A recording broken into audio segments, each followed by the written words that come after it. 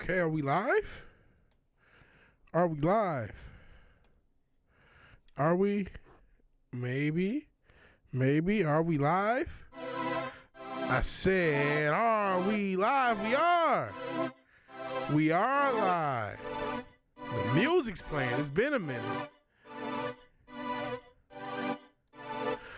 Vigilante Williamson here on the 105th episode of my show, The Vigilante Williamson Show. It is June 6th. I'm not trying to do one-eye symbolism either. He said music's loud. Okay. The fade probably didn't work as well as I wanted. I can use the Vigilante light for some additional lighting. There you go. This little campfire-y. Still trying to figure out the lighting setup. My light that used to be here has been moved for the studio ergonomics. I got to figure something else out. But Vigilante Williamson, it is it's the 6th. It's the 6th of June, Tuesday, June 6th, and I'm happy to be here. It's been a minute since I've done a Vigilante Williamson show, and of course, as a result, I do not like that accidental one-eye symbolism. What the hell? We got to figure that out. Because that's all I need. But then it's all occulty. Oh, fuck it. Oh, well. So, no, this is not Illuminati. I'm just poorly lit. So, apologies for that. Let me just turn this damn thing off. Apologies for that. But thank you for being here. Thank you for showing up or watching this live or on the playback. Got quite a few topics I want to get into, and that's why I decided to do a show. I don't do these as much as I used to. Hail Cinch and Dildo, Hail Parrot Head. Who is that masked man, right? I'm rarely on camera. Got to make an effort to at least get one of these in at least every 2 weeks, right? Every 2 weeks. And there's other things I got to make an effort in. This kind of intro section. I got to make an effort to change what Vigilante Williamson is. I think we've been in this 1.5, 2-year experiment. Started off at WTFN or WTFM. The Fandom Menace is almost like going from one radio station to another. And now I'm in my own format. And I want to thank everybody. I don't want to go too much into it, even though we do have a topic that may be somewhat relevant when we talk about Miles Morales a little later. But I want to thank everybody who helped train me to do this. And I'm still learning. But I'm still trying to figure out, okay, what is Vigilante Williamson doing? Feels like you're getting robbed. I'm a hero. I got the MF Doom and the mask. I'm a hero. I'm a vigilante. What the hell, bigot? You know what? That's almost a jumping off point. I shout out to what's my man Flaccid. I didn't see all the stream he said about Miles Morales, but I started. Oh, maybe it was better with the lighting. Now I'm watching the playback on YouTube. Yeah, I'll turn the Vigilante Williamson light on. It looks a little cooler. It's just too dark, right? Too dark. In any event, I want this to be somewhat of a positive thing. I saw that, and there was a comment. What was it? 50% of. No, it was a crime statistic referencing joke, right? And I don't know if it was because I have no money. Neither do I, sir. You're safe, sir. You're not being robbed. You're safe. If you weren't so racist, you would just allow yourself to be saved. Whatever. No, jokes aside, see, I cultivated this kind of like off-kilter humor almost. I think earlier on I went for a more shot job presentation, and I'm taking a look at the world today, right? And I'm not saying I'm supposed to be this guy who just changes everything, right? Not really a hero. I'm just an idiot in the mask, right? Not an idiot, just a regular dude in the mask. How about that? But it's like, man, I don't really want to be a shot jock. You know, the little joke just pissed me off because, you know, I'm just trying to get through my fucking day, right? I realize there's a certain respect. Everybody's just trying to get through their fucking day, right?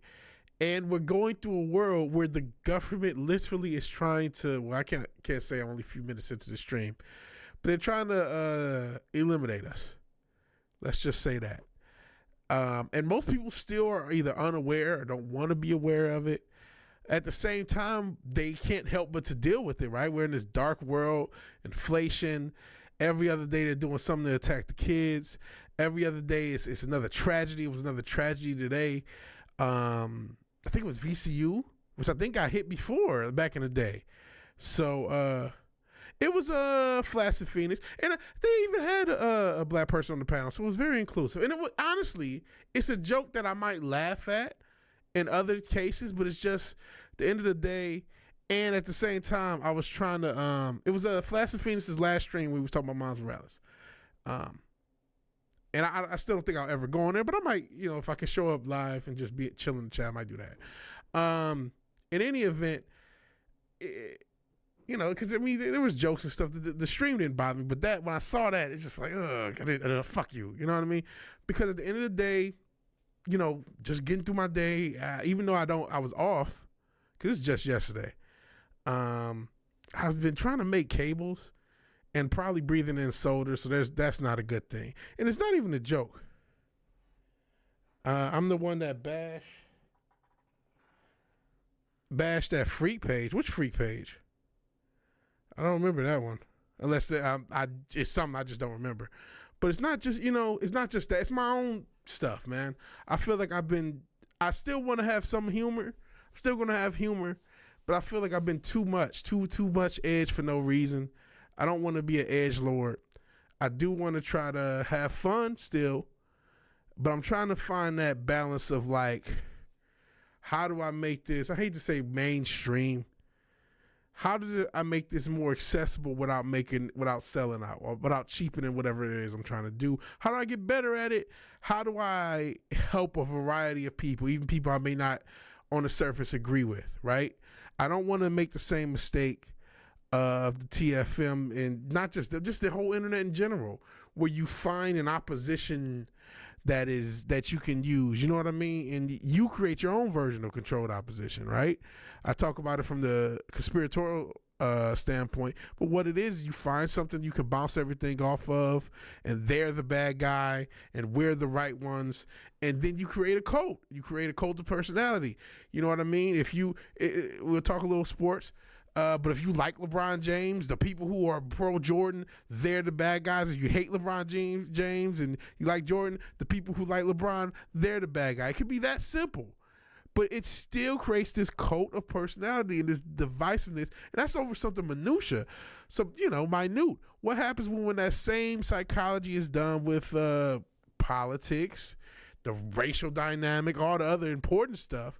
I don't know if it's important, but all the stuff that gets blasted in our face. Look at this trans thing that society can't stop, whether it's Bud Light, whether it's the education system, whether it's Target. You're getting shoved all in your face. Howdy, Tom Jensen.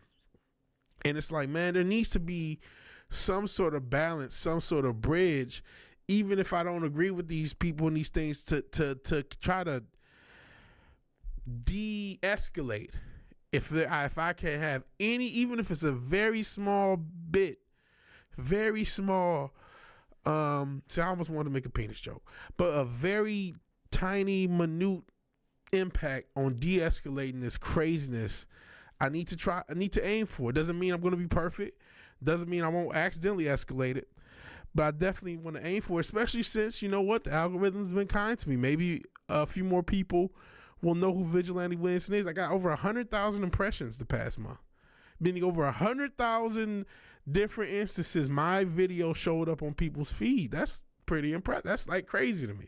I only got, I still got like 10,000 plus views, I think 11,000 views for a month. I know most people can get it in a video, or a lot of creators can get it in one video in 5 seconds. Cool for them. For me, for being on this platform 3 years, second channel, I'm happy with that.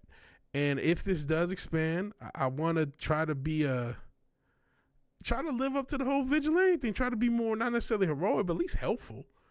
At least try to be helpful and try to better myself. I'm gonna talk about the fact acceptance thing, because I can't accept the fact that's on my own body, right?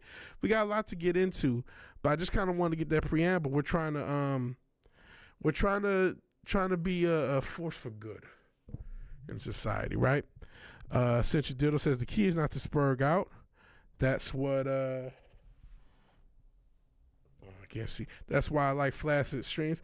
It's just retarded fun. No, spurg. Yeah, the stream itself wasn't that bad. Stream himself. But that joke just, and it's a joke. Who cares, right? Like I said, I've laughed at it. I probably made a similar joke, right?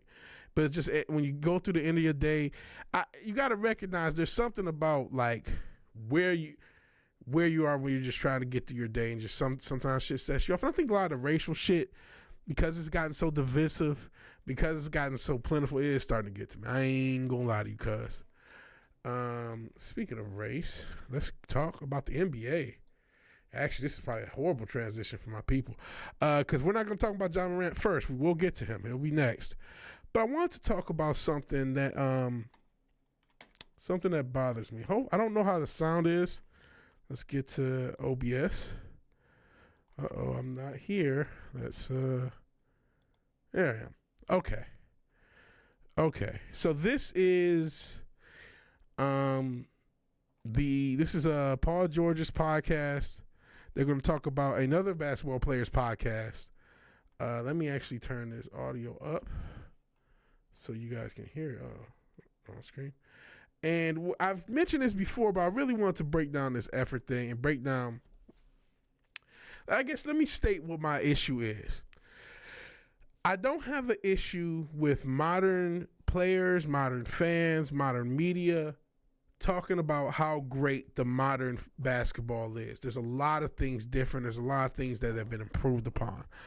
What's angering me is the disrespect for past generations, especially when current generations, the current players, are noting that there's a lack of effort in the NBA. So I'm not sure how much of this clip we're going to play. Please don't copyright us, fair use and all that. But let's let DeMar DeRozan, who's the player on the left for those who don't know, in the red, and Paul George is in the blue. Oh, man, there's more Illuminati stuff there. I'll leave that alone. One can of worms at a time. Let's just let it go. Pat Bev on his podcast just kind of mentioned that he thinks that there's like less than 50% of NBA players do not love playing basketball. Do you agree with that statement, or do you disagree with it? I 100% agree with that statement. No question. And even when he said it, I agree with him. I mean, those conversations I even had with Pat personally. You know what I mean? Hopefully it sounds good. Let me know. Our realm have those conversations because you been in a league long enough, you see it. Mm-hmm. You see it. You know what I mean? Cool. We always tell young guys that come in the league, like, we work 2 to 3 hours a day. There's no reason why you should ever be late, why it should be anything else come before this. This is what you get paid millions of dollars to do. And you have access to the gym to be able to work on your game, do whatever it is you need to do. And some guys don't do it. Some guys come to a gym, practice 10 minutes before practice, right, and think whatever we do then, their day is done. Right. You know what I mean? Right. But let me sit on a fucking video game longer than they work on their own game. You know what I mean? So that's it's crazy. like, that's rough to hear, man. To recap, he's saying that there are players, like literally, like, okay, all we have to do to make millions of dollars is work 2 or 3 hours a day. Hell, low spec Linux laptop for the Penguins, for the Two-Spirit Penguins. Shout out to Piers Morgan. Shout out to Punk Wild too. We love the Penguin community here. We're inclusive. But what this brother just said is there are people who make millions of dollars to play a kid's game and practice it for a few hours a day, and they rather play video games than do that. Than do a job that there are millions of people who wish they were 6'7", 6'8", and explosive, and given the genetic lottery to even be able to play in the NBA, even though we'll get into how it's more of a skill game anyway. And yet, this same generation will tell you Michael Jordan played against plumbers. Dr. J played against plumbers and firemen. By the way, plumbers make a lot of money, motherfucker. Garbage men. That's all they were milkmen. They were anything but real athletes. And that's just BS. Don't get me wrong. We live in an era where the training is a lot better. You know what I'm saying? Even I, as a regular human, have a better handle than I did when I was a kid because of all these fucking drills. See, back in the day, you couldn't just learn how to dribble. You know what I mean? They didn't have all the little shit they have now. Oh, just put a bag over it, do all these little finger drills and do all these They got so many drills on YouTube. These kids are learning stuff in AAU, but the one thing they're not learning is fucking effort. By the way, a few statistics, because there's also these athletes were bigger, smaller, bigger, faster, stronger. This is the average height in the NBA since 1952, where it was at its lowest, 6'4". What's the current height? 6'7". In the past few years, it was 6'6". By the way, today is 6'6". Illuminati confirmed. And also, it was 6'6" in the 60s. Not to, again, whatever. But 6'6" was the average height in the 60s. And it's 1 inch taller, not just this year. And last year, it was also 6'6". In fact, the entire history of the NBA, the average height has been between 6'4" and 6'7", which is not that much. Yet, bigger, faster, stronger. Pounds have went up maybe 10 pounds. Let's see. 1960 was 204. Now it's 216? 11 pounds? That's bigger, faster, stronger. By the way, here's another statistic. I'm not sure if you guys can see this. Check Basketball Reference for all this if it's hard to see. Apologies. Pace. Because the game's so fast. I've watched a new creator talk shit about, man, they need to shorten the games and all this stuff because of how much it's just too fast. Motherfucker, it was faster in 1974. And they wore Chuck Taylors. It was faster. It was harder. They put more effort in 1974 in Chuck Taylors than these guys do with fucking spas, personal trainers, personal massage therapists, drills, all the information on nutrition and recovery and how to get better that could possibly exist. Yet there was a higher pace of play in the 70s. It is so fucking ridiculous. Again, you can comment on how skilled these guys are and talk about, man, Jokic is great and Curry is great and even LeBron. They're great. Cool. I'm not telling you not to big these guys up. But for fuck's sake, stop it with they're just plumbers. No, they weren't. They were the best at the time, given the information they had. If you took someone, if you took LeBron back then, he would just be the greatest, and I would just be the greatest. No. Yes, maybe but he has to adhere to the rules. If you ever watch one of those old games, you can't do all the dribbling shit you can do now. It was a lot more physical. Shit, it was more physical in the 60s than it was in the 80s. I'm not saying shit on these players. I'm not saying you have to exist in this exaltation of greatness. It's, stuff is always happening. Stuff is always moving. But don't call these guys plumbers and don't call these guys whatever, because if they didn't exist, this whole league wouldn't exist. There wouldn't be any of these stars if you didn't have the Jerry West, the Wilt Chamberlains, the Bill Russells, the Elgin Baylors, the Oscar Robertsons, then the Julius Irvings and the Wes Unselds, Rick Barrys, going on to the Bill Waltons, then the Larry Birds, Magic Johnson, Michael Jordan, et cetera, et cetera. Less ball hogging back in the day. That's another thing. Speaking of you watch the EuroLeague, you got to pass the ball. Something they don't do anymore. Half of the thing is just this 1-5 pick and roll shit where you have one guy take a bunch of dribbles. He either takes a shot, takes a step back shot, or comes off the pick, drives and kicks. That's the entire NBA's offense, ironically, except for two teams. What two teams are that, you might ask? The Miami Heat and the Denver Nuggets. Oh, wait a second. They're in the finals. Why? Because they passed the fucking ball. They passed the ball. That's a skill, by the way. Teamwork. It was more skilled. No, there were different skills. People used to have defensive footwork. And here's another thing. Let me, I'm on the stat. I can bring the shit to me. People had this shit called defensive footwork and defensive fundamentals. I don't give a fuck if you were in Iowa. I don't give a fuck if you were in New York. I don't give a fuck if you were in Detroit. I don't care if you were in West Virginia. I don't give a fuck where you were. For a good 30, 40, 50 years, everybody up until the mid-2000s knew how to do that little chop step to close out on somebody, knew how to box out, and knew how to position their feet defensively. Even if the coach was just a math teacher, he would teach you that. Everyone had that fundamental. And the ball travels faster than you do. Pass the ball. These basic fundamentals. They were still around back when I was young. Back to 04, 05 Pistons, Spurs, teams like that use ball movement. A little bit earlier, the Sacramento Kings, even the Mavs before they won. Yeah, Euro players say it's easier to score. I wonder why. Let me see. I'm sorry, I got to look sometimes because I got this. Let's go full tackle basketball, says Tom Jensen. Sup, Mike? Hell, Mike DiCarlo. Yeah, the Euro players are saying that. Doncic said that. And it's because it's true. It's much easier to score. It's a bunch of spacing. And the thing is, going back to the comment that we saw at the beginning of this segment, is effort. Listen, Trae Young has more offensive skills than one of my favorite players growing up, Ben Wallace. He can shoot the ball from further. He can do all these cool-ass dribble moves, cool passes. And I'm not saying Trae Young doesn't put up effort, right? But, you know, he's not the best defender. Shot selection ain't great. There's a lot of critiques for these players. But Ben Wallace, you know what he gave you? Couldn't shoot. Couldn't dribble. He gave you fucking effort.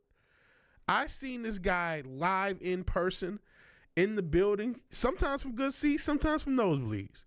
But that motherfucker gave you everything he had every fucking game just because he gave you effort. Yes, the scoring was less, but we got effort and therefore we liked it. How else do you think societally we were able to even allow in our heads that players were making, you know, for the time, $500,000, millions of dollars playing a game?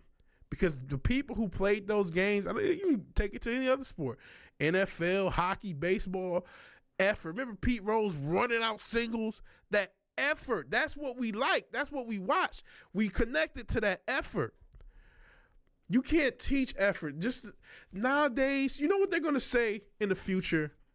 All the people who think they were plumbers in the 90s on back, they're going to say, this generation was a bunch of TikTokers. This generation was a bunch of Instagrammers. Bunch of Instagrammers slinging up bullshit shots. Ironically enough, it's going to take European players to save this league. It's going to take that. I mean, think about this. You have a team like the Miami Heat, a franchise like the Miami Heat that's enjoyed a lot of success over the years. Past few years, a couple trips to the finals. It's in Miami. One of the best, you know, if you're a celebrity, you think that's a cool city to live in. I visited once. The beauty out there is real. The money out there is real. No tax, no state tax because of Florida. Yet they can't really get free agents. You want to know why? They're one of the few franchises that require you to run, require you to keep a certain body fat percentage.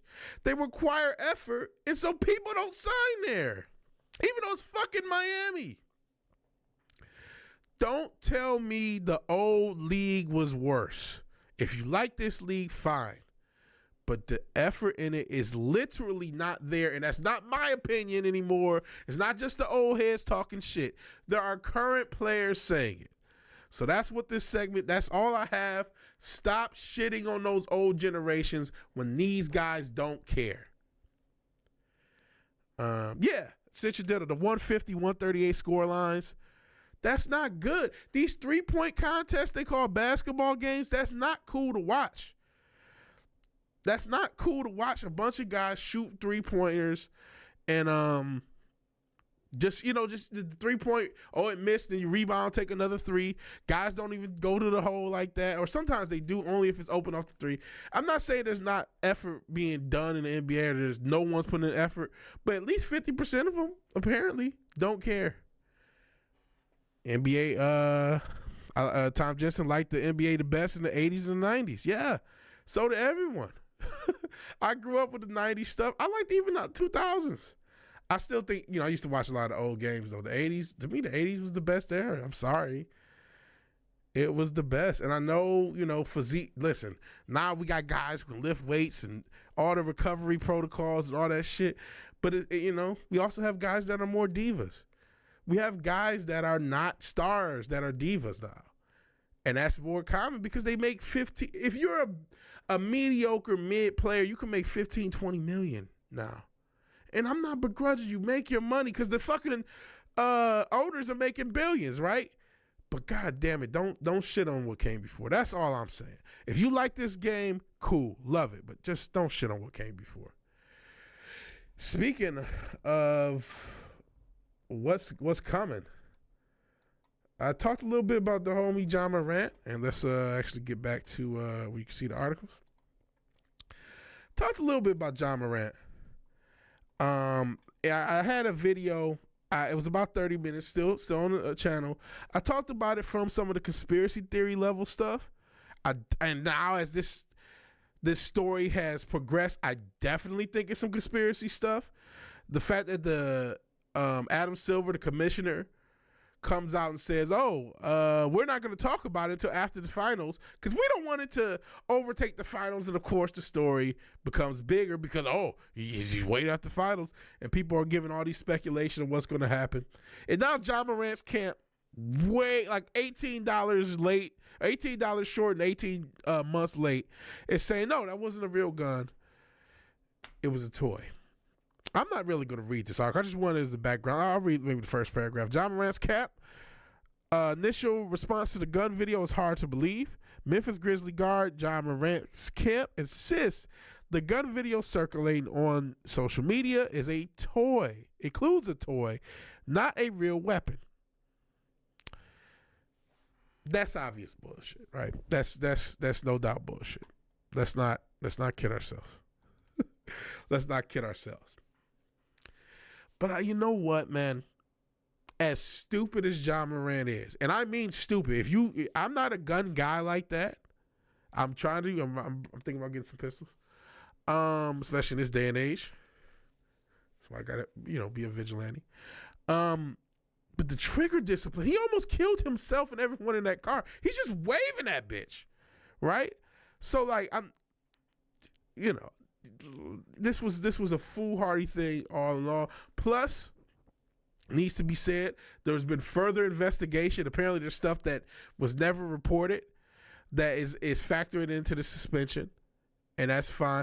I remember one of the things that was reported was him allegedly pointing a fucking laser at the Indiana Pacers. I'm not trying to rhyme. Maybe it was a laser. Maybe it was a beam on a gun. Who knows? We don't know, but that's pretty drastic. Yeah, somehow I find it worse if it were a toy. Right? To lose all this for a toy seems even stupider. Like, why would you parade around with a toy on Instagram? It's just dumb. But okay, he's coming up with some bullshit excuse, right? And again, the point of what I'm trying to make is not trying to, on the surface level, because again, I think there's something else at play. I think they're trying to discourage gun ownership amongst black people. I just think they're trying to portray another ignorant image, and I think they're trying to add some distraction for that ass. There's always some distraction. But that stuff aside, I'm not trying to say, cool, John Morant, wave around loaded guns around your friends. That's smart to do. But as a guy who does believe shall not be infringed, there is an element of me starting to want to just push back a little bit, right? Want to push back a little bit. Just because I feel like this is, and maybe I'm being an ideologue. I've been very critical about ideologues, but because I have a healthy respect for the Second Amendment, I see so many different stories coming out, so many different things that are trying to push against the Second Amendment, so many different things that are trying to discourage people from using their rights. I can't help but to say, wait.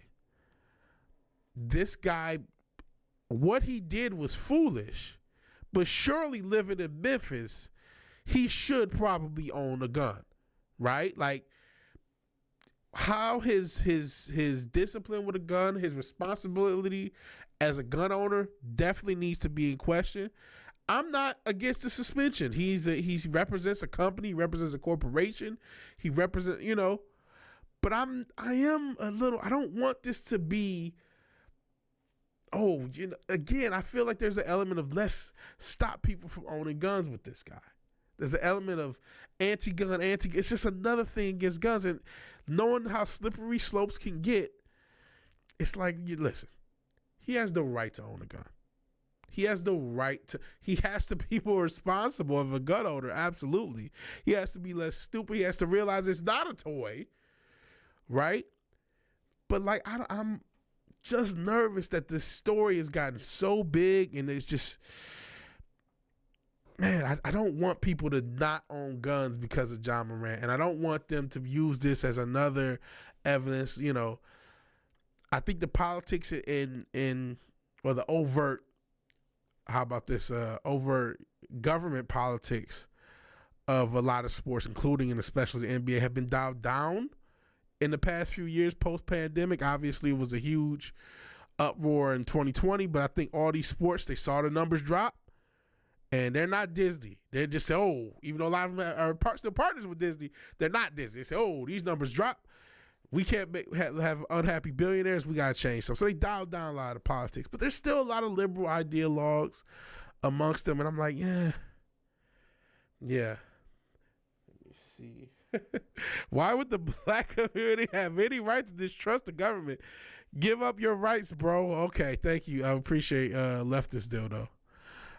Yeah, man. I don't trust the government, man. And granted, I'm a guy who says if they really want to come from us, they got microwave drones, and all sorts of technology that could probably wipe a whole humanity out if they really, really wanted to. But I still think you have your right to own a gun. You have a damn near need in this day and age. I'm trying to find I think I had it earlier, but I'm trying to find the right way to put, because this is a nuanced story to me. It's just been John Morant's an idiot, because John Wick. It's easy to make fun, and he is foolish as a gun owner, but I can't help but see that layer of like, man, this is just another brick in that Jenga wall of anti-gun ownership, and I don't think it should be. And I don't want that part to be forgotten. And no, you do have a right to own a gun in this country. It's not some black art, no pun intended. It's not some evil thing to want to protect yourself. It's ironically enough probably a necessity, as we have fucking urban decay. We have a community. We have governments that encourage and decriminalize robberies and decriminalize theft and basically encourage crime, right? And as much as I brought up the little crime statistic thing that kind of triggered me a little earlier, what do those crime statistics also tell you? That the victims of all those crimes are inevitably black. And they're guys like me who work a job, just try to survive. Those are the guys who end up the victims of most of those crimes. So, hey, I don't want people in that class, not just black, everybody buy a gun, you know what I mean? No straight white men guns, none for you, haha. No, that's not what I'm saying. But no, I just don't want that class to be made a victim societally. Hey, a lot of these incidents, I don't know what happened with the VCU one. I haven't looked into that. I probably should. But some of these incidents, especially here, I'm in the Texas area. I'm in Texas. If you know, we're talking about conspiracy stuff. There's a reason a lot of these incidents, some of the people happen to be Mexican. Because if you're here in Texas, there's a lot of Mexicans. No disrespect. Love you guys. Wouldn't be the same without y'all. Y'all are the real people keeping this country going. For real. Especially, y'all the only ones who care about family, the only ones who still care about God. So we got much appreciation. And they're trying to, there's different tactics for different groups to discourage gun ownership. And I definitely think there's an agenda for our Chicano brothers and sisters not to own guns. There's definitely an agenda. I don't think it's going to work here. But there's definitely some discouragement for that. So I guess that's the point of me talking about it. You want to clown the guy, John Morant, you can. But I definitely think there's a coordinated element to something like this, especially with how wild the story is and the fucking commission. Oh, we're not going to talk about it till afterwards. Okay. And everyone's speculating over the suspension. Sister Dildo says, it's for the greater good. Think of the children. Well, I'm not a P3DO. I'm not a part of the Rainbow Coalition. So we will not be thinking of the children because that's all they seem to be focused of. Speaking of the children, we're actually going through this. That's pretty smooth. I only want to do this about an hour. This is going to pull a little bit from the old Fandom Menace roots. And why I mean that is, even though I have not seen the movie, and I do want to see the movie. Apparently, I think I saw the first one, but I remember I think it was an episode of Culture Crime Fires, Matt was talking about the elements of the first one, and I don't remember. So I think that, like I've talked about how there's elements of the past 3 years that I don't remember because of drinking. I think the very first Spider-Verse is in that category. So I want to check that out, and I want to check out the new one just came out, and I'm sure everyone got a different thought, and maybe there's wokeness there, maybe there's not. But the thought hit me that Miles Morales has always been inevitable. Not always, but as far as comic book goes, there was an event, or at least a issue of a comic, famous issue of a comic, that made Miles Morales inevitable. That is this, The Flash of Two Worlds, the infamous comic that essentially, and it wasn't the sole introduction of the multiverse concept, but it is, when this happened, when there were two Flashes of two different worlds, and they introduced the multiverse, it made Miles Morales an inevitable thing. He became, was it Thanos? I'm inevitable. He became inevitable. Why?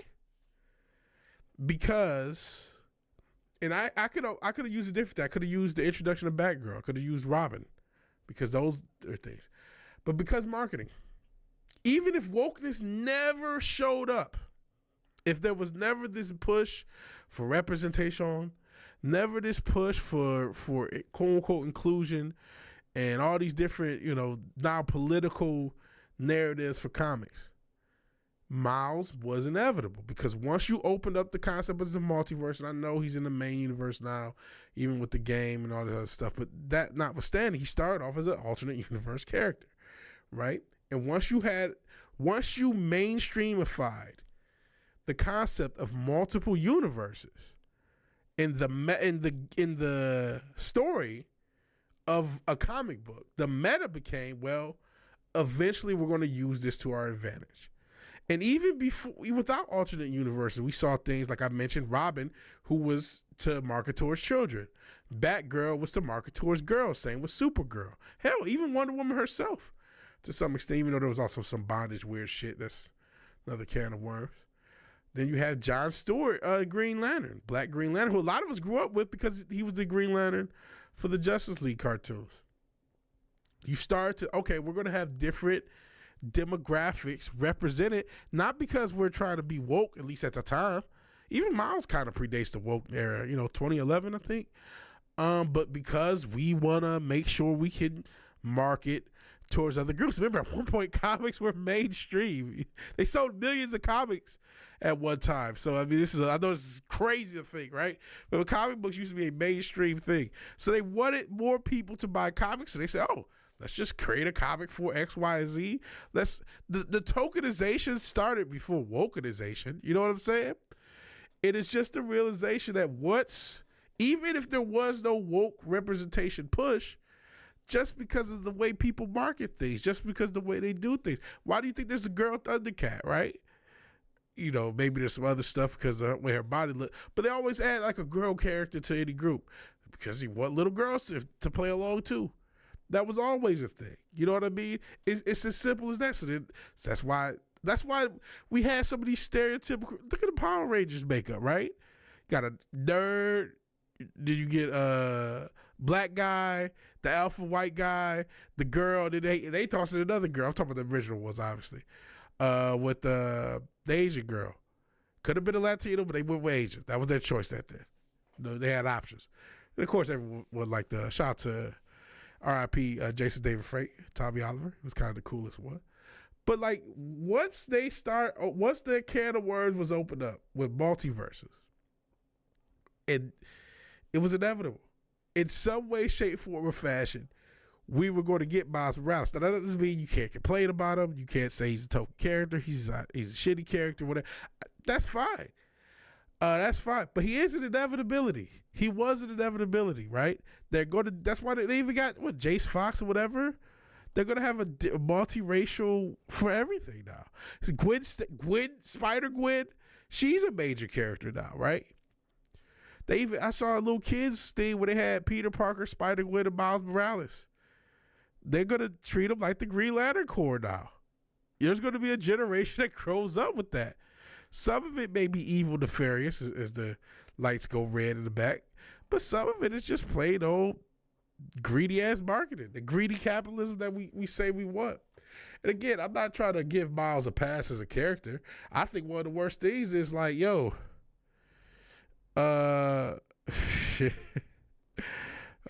gee. Look at that Cinch and Dildo. Shout out to Cinch and Dildo. Never change. He says both of the Flashes are honky, unrealistic. They were trying to see if sales could go up by 13%.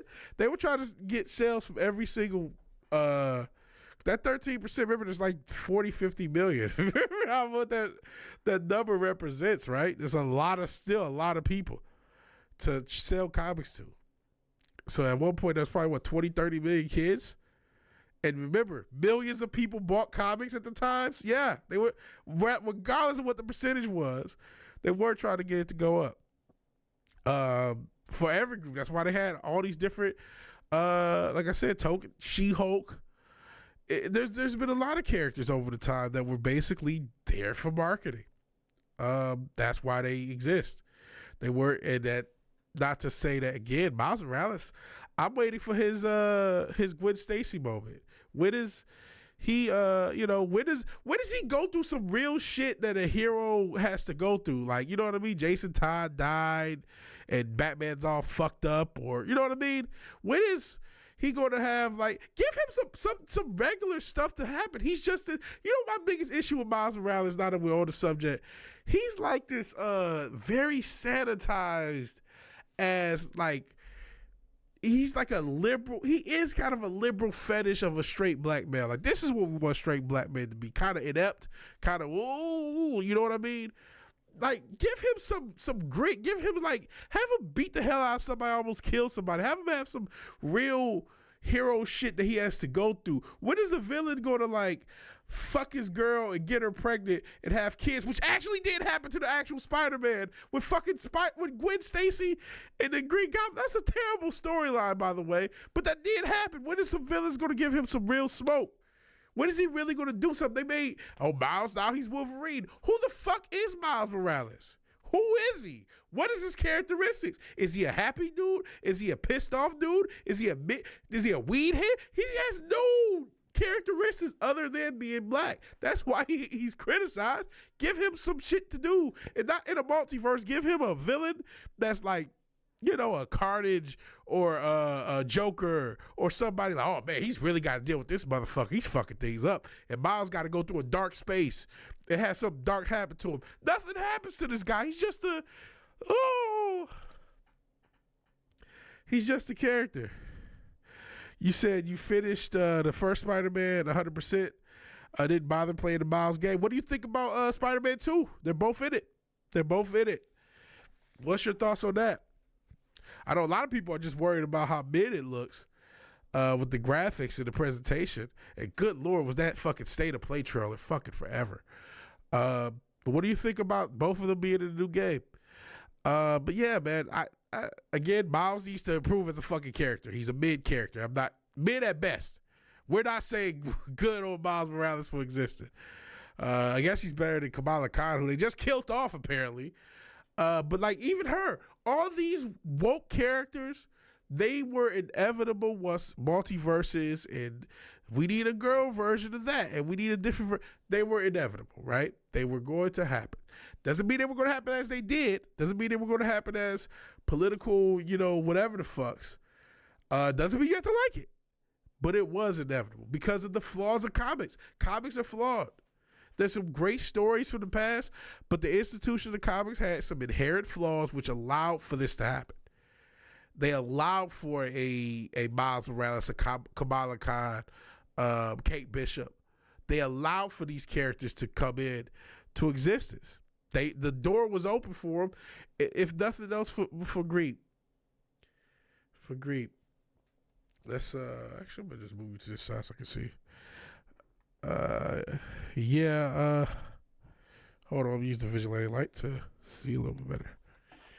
Actually, it's still not helping. Still not helping. Let me see.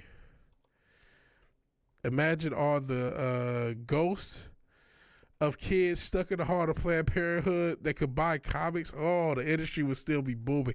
Yo, that's dark, but probably valid. That is very dark, but probably a lot of industries, man. Bro, I think the fact, some people thought it was a racial thing. I don't, because again, I live in Texas. But the idea is when Roe v. Wade happened, I know you guys kept saying it's a distraction, which I still think there's some validity to.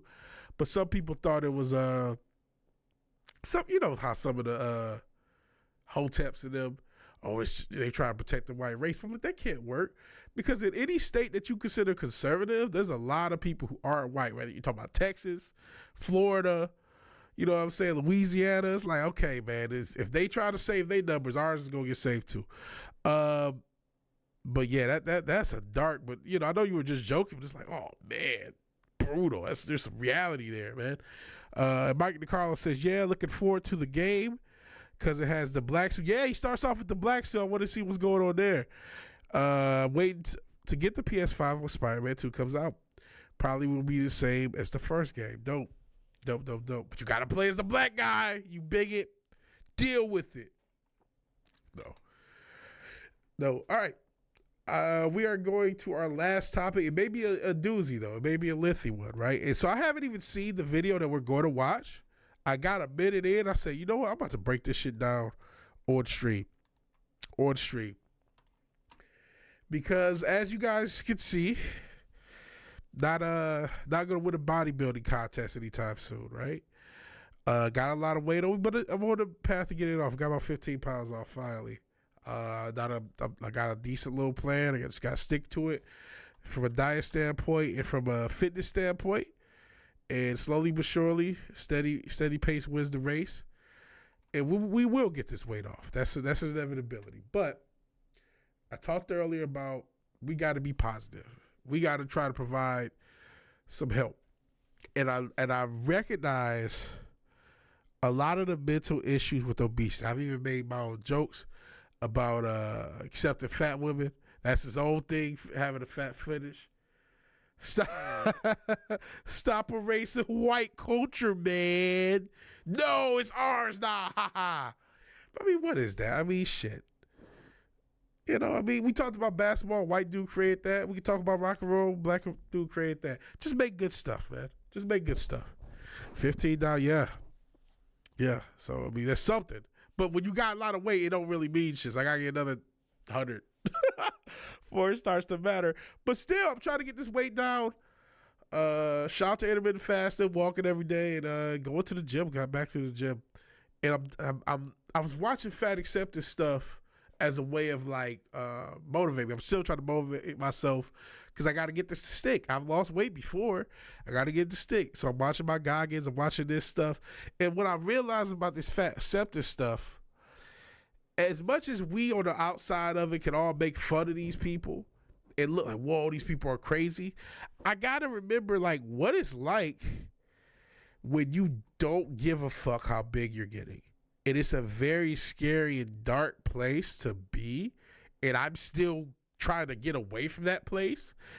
And I realized something like this is so incredibly dangerous, particularly for women because it's geared towards women. No one, ain't nobody positive about my fat ass, as I've said before, but that's still very dangerous, right? Let's not kid ourselves. Obesity causes disease and death and discomfort. And in any study in which you can find that, there is a study that found a lot of younger people who are obese, 25 and under, who are healthy, But 5-10 years down the road, they face health issues. Sometimes when you're young, there's so many youthful, your young hormones and just off genetic strength and youth, you can live a bad lifestyle. We've all known, like, you can't drink like you could when you were in your 20s, right? You can't do a lot of things like you could when you were in your 20s, right? You can't stay up as late, can't do a lot of things. And you can't eat terribly either. So that's the only real scope of quote-unquote healthy obese people, meaning obese people of which have not faced diabetic, pre-diabetic situations, not faced blood pressure and other heart issues. That it's only exists in youth people who are, I wouldn't say 25 and under. It could be as old as 30 and under. Good start for the mental side of things. Absolutely. That's why I'm like, okay, I got to keep the momentum going. And I can't do it alone, right? I can't just be, these fat acceptance people, they're dumb idiots. It's like, no, they're sick. There are people who are in need, right? There are people who are being sold a dream. A lot of these people, you look 500, 600, 700 pounds. I haven't gotten that big, thank God, but I'm ashamed to be as big as I am. I'm big enough that I could have made weight to fight Wings of Redemption or Boogie, and I would have fucked both of them up. If ever I get big enough for celebrity boxing, hopefully I'm going to be in better shape by then, unless I blow up next week. If I blow up next week, Wings of Redemption, I'm coming for you. Okay. But no, seriously, man, I got to get this weight off. And there's a lot of people who also got to get that weight off. And, some of them are going to find David Goggins. Some of them are going to find whatever motivational thing, and they're going to work on it, and they're going to do it. Come hell or high water. And some of them are going to find this shit. Some of them are going to fucking find fat acceptance and get fucking worse. And we're going to get to the part where I would say, we got to watch this whole video. We're watching this for the stream. So it's early on. Because there's also it's not just, what fat acceptance started off, they're going to tell you, but I'm a spoiler alert for the first minute. Fat acceptance started from a dude with a fat fetish. No bullshit. Some dude who, and it wasn't one of us. It wasn't one of us. It was a white guy. Can't blame it on us, man. Woo! No, seriously, though. It's serious. I'm joking, but it's serious. It's always sumo fighting. But no, those motherfuckers are strong, too, though. Those motherfuckers are strong. They almost more power lifter fat than just regular fat. But no, on all seriousness, there's a fetishization of a lot of big girls. And listen, we talk about Hunter. I like him big. I like him thick. I'm willing to accept up to a certain size, but there's a certain size I can't go past. I think the fetishization, we're going to get into the video. I haven't seen all of it. I only saw the first minute, and then we're going to break it down as much as we can. And I think there's a lot of things outside that spit off of fat acceptance that they create a dangerous climate, man. We do live in a world where there's a culture that pushes drug use and drug addiction, unfortunately, in modern hip hop, which is changing. There's a lot of changes. We're going through changes, but we went through the pill era and the lean era of hip hop that encouraged people to use opiates and abuse opiates. A country that was already abusing the shit out of them. And so I don't want to add something else to it. Like, okay, I'm going to try to come at this not just at a way of screaming at people, but it's like, okay, how do we stop? How do we undo some of these fat acceptance things that is causing a lot of chaos? What does Mike have to say? Because I have this damn thing in the way.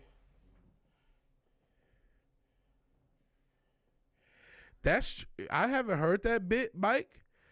But that is absolutely the case. Guys will sleep with big girls and won't date them. I joke, but there's some seriousness. I had big girls were a means for me to get my rocks off and not have to improve. Straight up. And I know that sounds dark, sounds fucked up, but it's real. It's like, there's always a fat girl that'll fuck. And then you just don't improve. And then it's not a fun experience. Two fat people fucking. I gotta let you know. If you didn't know, fat acceptance, aka the Lizzo effect. I think the Hell Glenser And people say hi to Glizzer. I think there was a recent thing about her talking about how much she hates some of the backlash she gets. And I'm like, you caused it.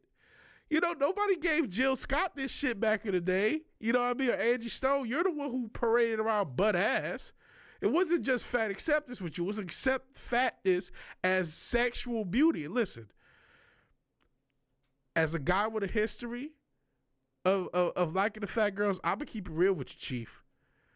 I will power her fat ass out. I know that's bad. But I do it, I promise you. I promise you. Hell, Papa Cotton, he says Hoff was having a good stream tonight. Dope. Blubber chafing ain't a pretty sight. Oh my God, no.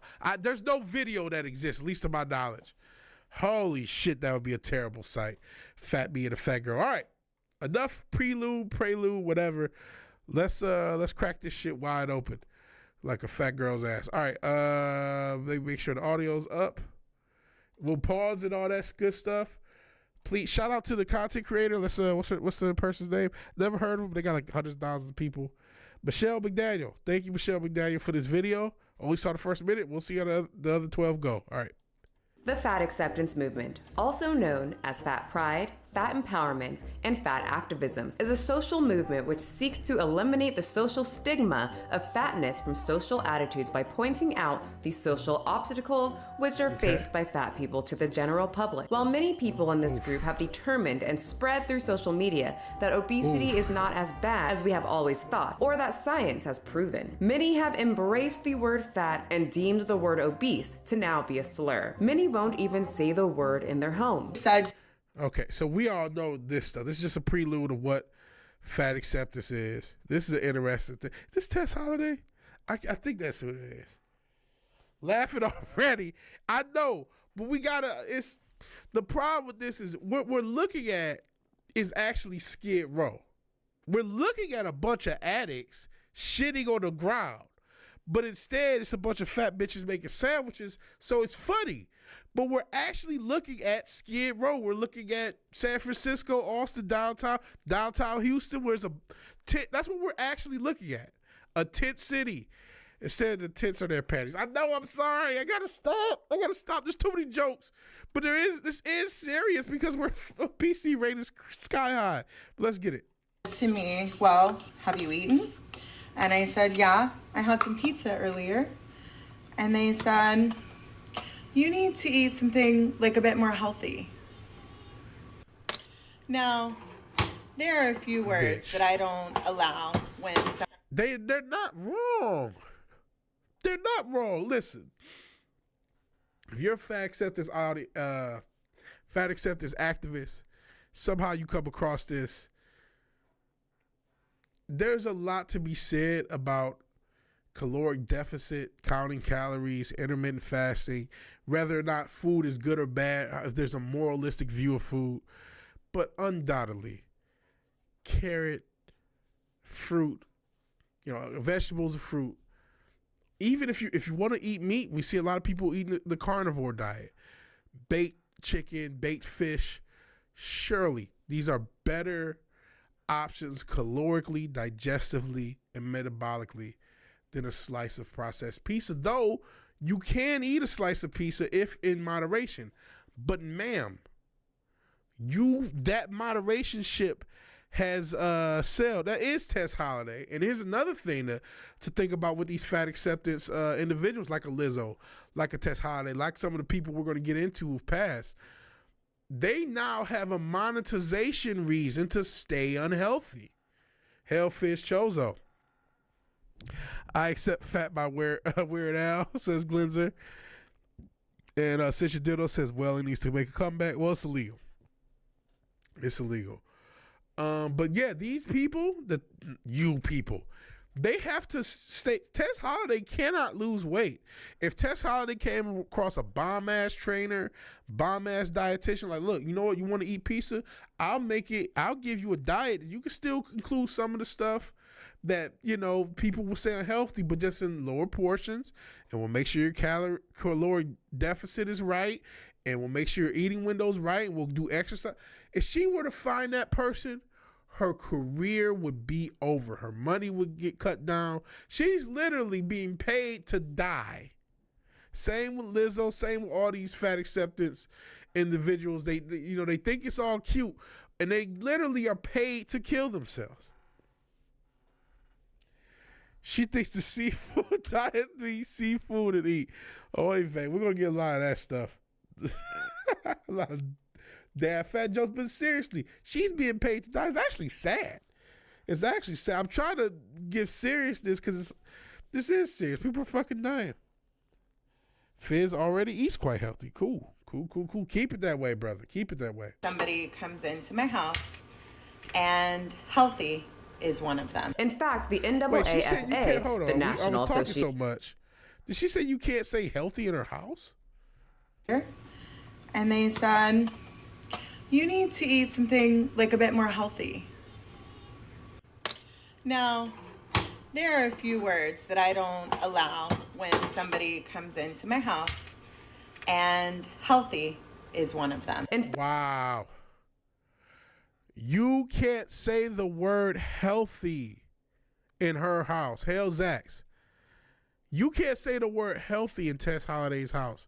You know it smells wild in there. Okay, I gotta stop. I'm seriously gotta stop. I'm the one who want to take this serious because I don't want people to die. I don't want to die myself. That's why I'm trying to lose weight. I know there's a lot of other people that's trying to lose weight. I know there's people who, especially you talk about young motherfuckers, 12 to 15, may come across one of these fat hoes, and now they got an encouragement to be fatter. Then they find out about the fat fetishes, and they think, oh, I'm gonna still find love because people like fucking fat people.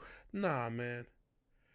Yeah, I'll play it later, Cinch and Dildo. Let's see. Oh, let's get into the fat NAACP. In fact, the NAACP. Yo, I wonder if there's a skinny. I'm sorry. I'm trying to take this seriously, but I can't help with the jokes. Quality red meat is the bestest. I've heard that. But I've always been like a white meat dude. No, this is not. There's too many jokes to get ahead. But I can't help but to think: is there a Rachel Dolezal? Like, is there somebody in a fat suit? This is the National Association for the Advancement to Advance Fat Acceptance. I bet you there's a skinny motherfucker in a fat suit playing Rachel Dolezal. Okay, let's keep it going. AFA, the National Association to Advance Fat Acceptance, which was started by a white man who actually had a fetish for oversized women and started the group to bring acceptance to him and his in hopes less oversized women acceptance, which was started by a white man who actually had a white man did it. For oversized, and they censored out fetish because they're trying to be nice for the algorithm. As women, and started the group to bring acceptance to him and his in hopes less people would make fun of him for his choice of women. So fat acceptance started because a dude wanted to fuck fat girls and not be made fun of. It wouldn't even see, that's where there's a fetishization element. So I knew it was coming since you did. I like quality white meat. I knew it was coming. There's a fetishization element to this whole fat acceptance thing. That's why it's all women. This is literally fat acceptance. Is not about equality for fat people. It's about the right of dudes to fuck fat bitches. But the fat bitches don't know that's what it's for. Or do they? I talked about Lizzo. What does she do? She parades around naked. Maybe they do know what this is for. You're right, since she is always a honky. Like we're in the 70s. I'm talking about 70s basketball. Now we're using 70 words. Should I start talking jive? Cinch a dildo? What the fuck? No, but like, all seriousness, this whole thing is just off of fetishism. That's what really drives fat acceptance. Let them tell it it's a fucking social movement. It's bettering people's lives. It's some other dumb shit. No, it's just a bunch of dudes who want to bust nuts and big bitches. Let's go. Well, in 2022, it's ran by women, fat women. Let me just read a little bit of their philosophy. The NAAFA have contested society's stubborn generalization that associates fatness with disease and poor health outcomes, and push back against the assumption that fat people have little regard for themselves or their own well-being. They argue that thinking about obesity as a disease or medical risk, such as having severe effects from COVID-19, contributes to the stigma because it positions larger bodies as drains on an already taxed healthcare system. To sum that up. So, Well fuckers. Yes, Fish Chozo. This fat acceptance got started because of well fuckers.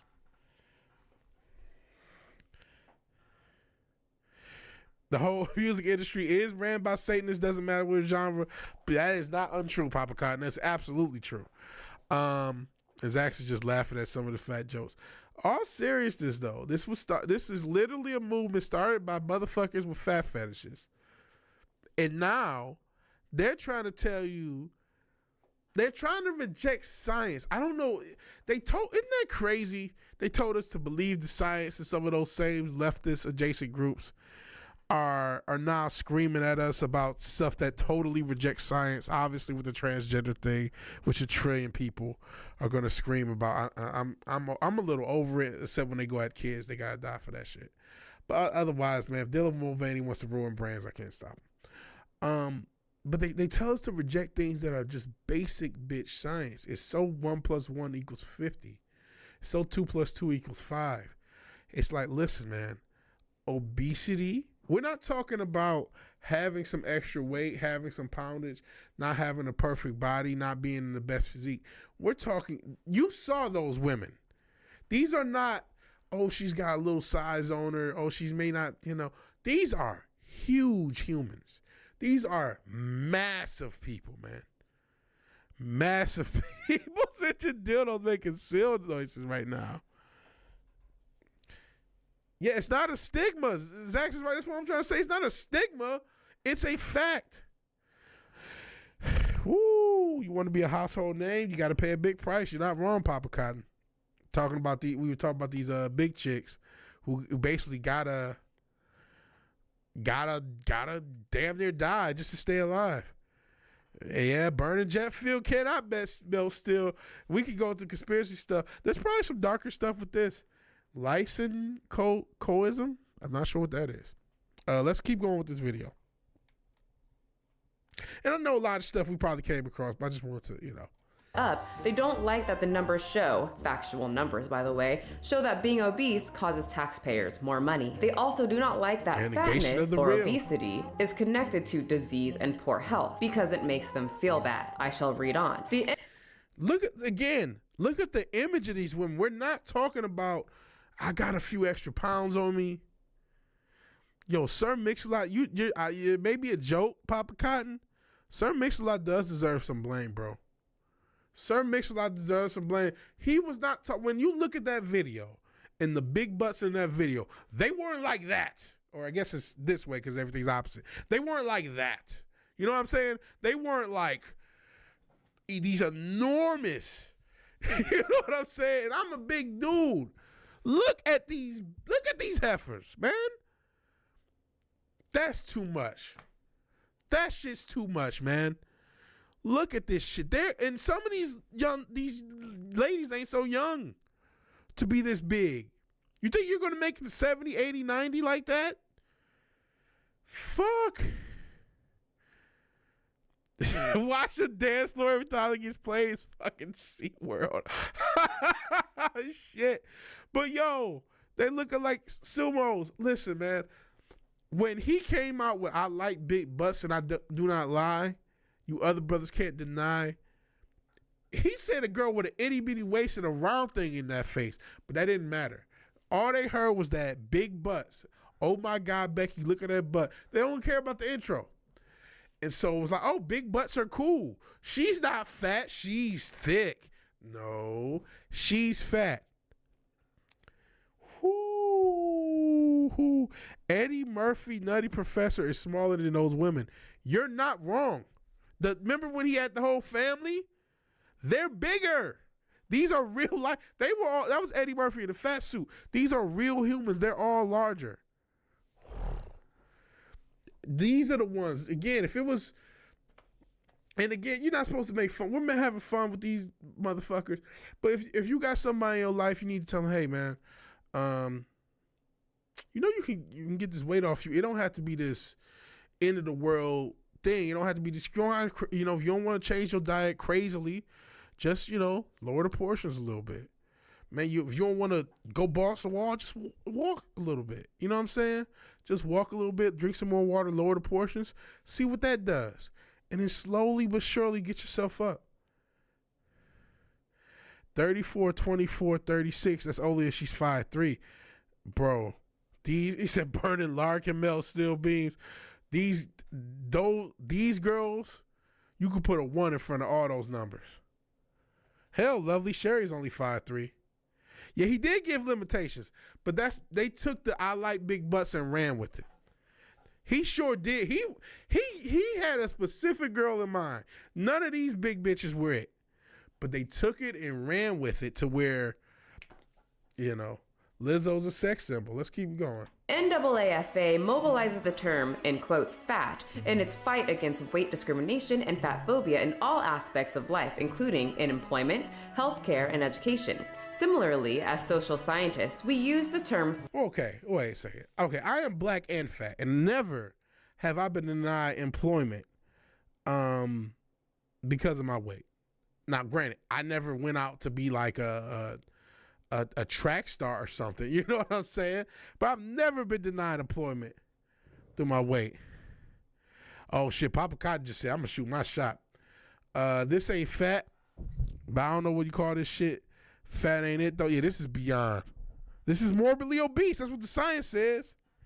Yeah, Vig, yes, Vig said that 136, 24, 136. Yes.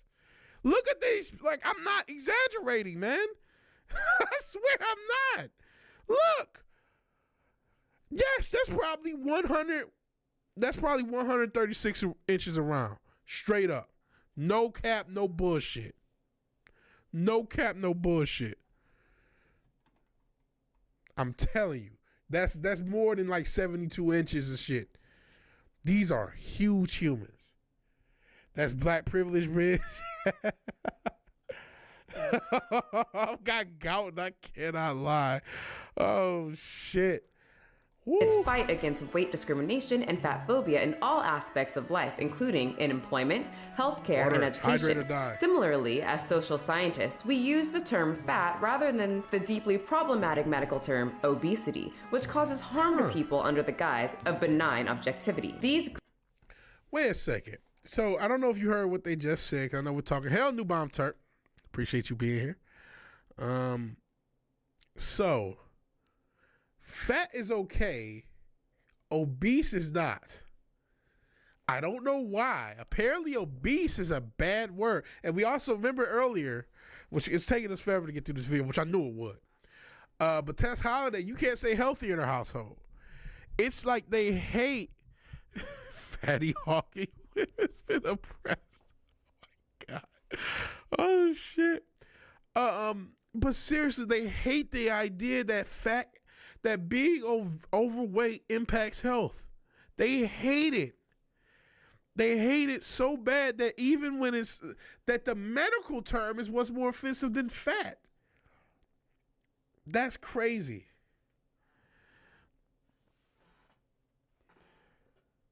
He said, hey, I can admit when a woman is cute. No, hey, ain't no shame in that. No simp. I ain't say you was simp. I said you shooting your shot. I hope you hit it. Bro, hey, it is what it is. What did you say? Social scientist is an oxymoron. You running downstairs and one of those women behind you run. Man, the gravity in that situation. Hey, Turk. Use the word phobia leads people to believe you're afraid of something. Yes, I'm afraid of getting flattened by one of these heifers, bro. He just gave the scenario of running down the stairs. One of these chicks get a rolling. I mean, these are huge humans, man. These are like Kevin Samuels would talk about how some of these chicks were bigger than running backs. Bro. I don't know if there's a defensive line. I know we keep going back, but that was the best image. How many defensive line? Take 4 of these women. I don't think most defensive lines in the NFL weigh as much as 4 of these women. And that's not me exaggerating. We're cracking jokes. That's being absolute serious. Each one of these women are $350 a piece minimum. Some of them are $4 bills. A lot of D linemen, you got, $250 on the edges, maybe some big guys at tackles. Bro, these women are literally bigger than the average defensive line. I like that Papa Cotton says government intelligence is also an oxymoron. Facts. Blame Greenpeace and the Save the Whales malarkey.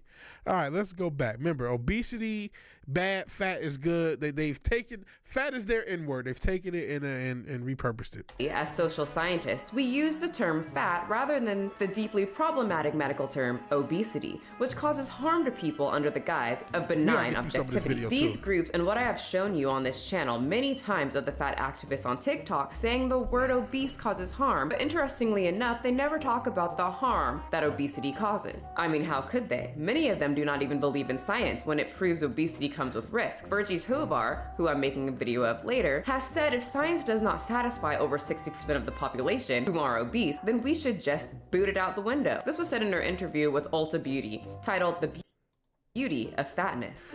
See, here's another toxic element of this shit. Hold on. So this is, I don't know if y'all seen this dumb bitch. No, it smell wild in there. She's talking about what this bitch said in a Ulta Beauty sponsored video. Ulta Beauty, obviously a big company. I'm not sure. No, obviously such a dildo is in Croatia, but here in America, Ulta Beauty is a huge beauty company selling a lot of makeup and perfume and all that other shit to girls.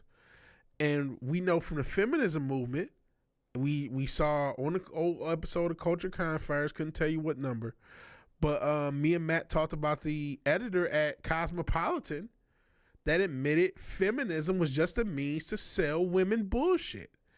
And now we see another social movement, air quote social movement, being co-opted by big companies so they can sell all these fat accepted women makeup. You know what? It's not, you're not ugly because you're fat. You're ugly because you don't have this Ulta Beauty makeup. You still can be pretty, and I'm not about to snap. I'm gonna snap my fingers. I'm not gonna do the whole thing. You could be fabulous, girl. Just go to Ulta Beauty just waddle into Ulta Beauty. Waddle into any other company. Beautiful at any size. Healthy at any size. Can they run that 3 yards? Hell no, they can't run that 3 yards. Papa God, you and I both know that. Shit. New Bomb Turk said bigger than the interior lineman. I'm talking about the 90s Cowboys line. Bro, that was the best offensive line of all time. That offensive line won them 3 championships. No disrespect to Emmett, Troy Aikman, and Michael Irvin, and all. They had a lot of talent on that team, but that offensive line. Yeah, these women are literally Yokozuna and King Mabel size Glenzer. They're literally that size. Like, these women are literally that size, and you're seeing dozens of them, right? Like, they took my 600-pound life and looked at it as like a goal. We took back the word fat. You can't make this shit up. Yeah, you can't make this shit up. I guess they're never ignorant getting goals accomplished. I don't know about that. They did do it in the 90s, but it didn't mean fat like that. You look at a girl with a PHAT fat ass in the 90s. She was, still slim waist, had the little curve, didn't have the BBL look. I agree with that. Obese and fat are different. Obesity is typically defined as 100 pounds overweight, while fat is less than that. I agree. That is, when you think about somebody fat, even this chick, this heifer, Virgie Tovar, way skinnier than the chicks we just saw. She's more closer to fat. I mean, she's probably on the edge of obese.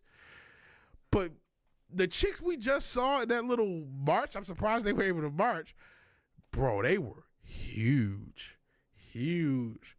Let them believe what they want and be dead by 50 years old. See, that's the thing. That's the issue. I talked earlier. I got to be a more noble vigilante. I got to actually try to help people. So we're having fun at these women's expense, but I also want to make them know, hey, you're not being accepted. That's why I'm glad she brought up that Ulta Beauty thing. I didn't see this video before, so I'm watching it live with you guys. I do want to help people. If somebody comes across this clip or across this podcast and they're young and impressionable and thinking about this fat acceptance, I want them to know, hey, it's not a real movement. It is harmful. It is only sponsored by some of these big companies like Ulta Beauty and other companies that sponsor this shit in different ways so they can sell you shit. Just like Cosmopolitan, the magazine was sponsored by feminism, so they can sell you shit. It's not some noble cause. It's a bunch of people who are literally preying on your downfall, individual, and are trying to kill you and make money off of it. It is not some noble cause.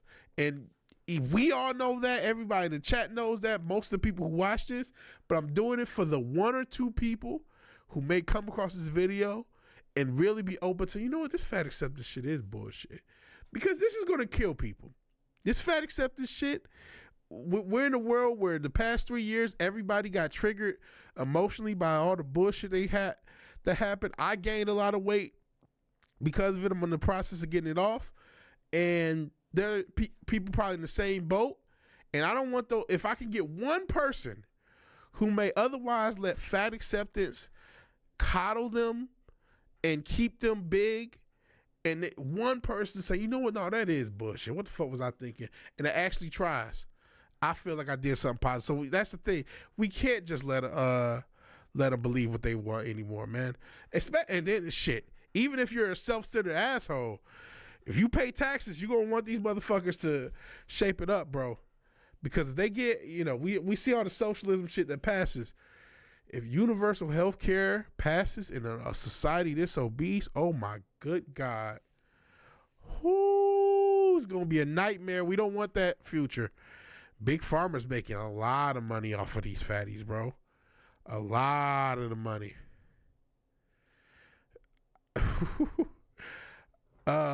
Look, the fact is, I don't want to hold her gut up at the business. I'm a bigot. I get it. Oy vey. Oy vey. Say hi to lovely Sherry. New bomb. Let me see. I'm still trying to look through this stand. She's extra plump and beautiful. You go, girl. They won't listen. Try as you might. I gotta try. They don't drive. No, they've already driven medical insurance up. He said they haven't already. Yo, medical insurance ain't no hoe, bro. I'm paying for that shit out of pocket. I'm thinking about getting rid of it. If I get this weight off, I'm gonna get rid of it. But I still got it, so I need to keep it. Hell, Courtney, you're driving home. No worries. Hopefully we can comfort you on your way home. Just talking about fat acceptance. It's not hard to accept these fatties. It's obvious.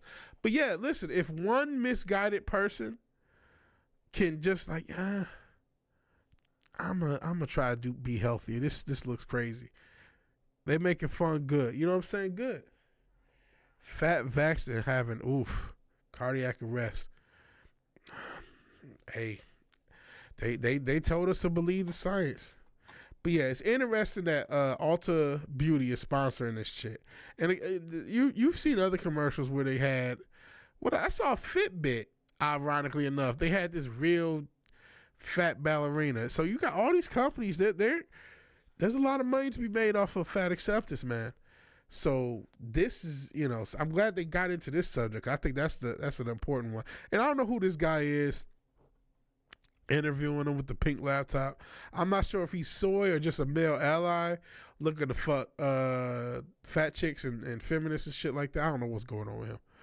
But let's keep it going. Booted out the window. This was said in her interview with Ulta Beauty, titled The Beauty of Fatness. We now have doctors that are telling us that obesity is just a myth and has absolutely no health risks. Wow. We have doctors who write books titled Health at every size, where they say obesity can be completely healthy. Bloggers titled Health. The population who are obese, then we should just boot it out the window. This was said in her interview with Ulta Beauty, many of them do not even believe in science when it proves obesity comes with risks. Virgis Hovar, who I'm making a video of later, has said if science does not satisfy over 60% of the population who are obese, then we should just boot it out the window. This was said in her interview with Ulta Beauty, titled The Beauty of Fatness. We now have doctors that are telling us that obesity is just a myth and has absolutely no health risks. We have doctors who write books titled Health at every size, where they say obesity can be completely healthy. Bloggers saying there is no such thing as healthy food, everything's created equal, and we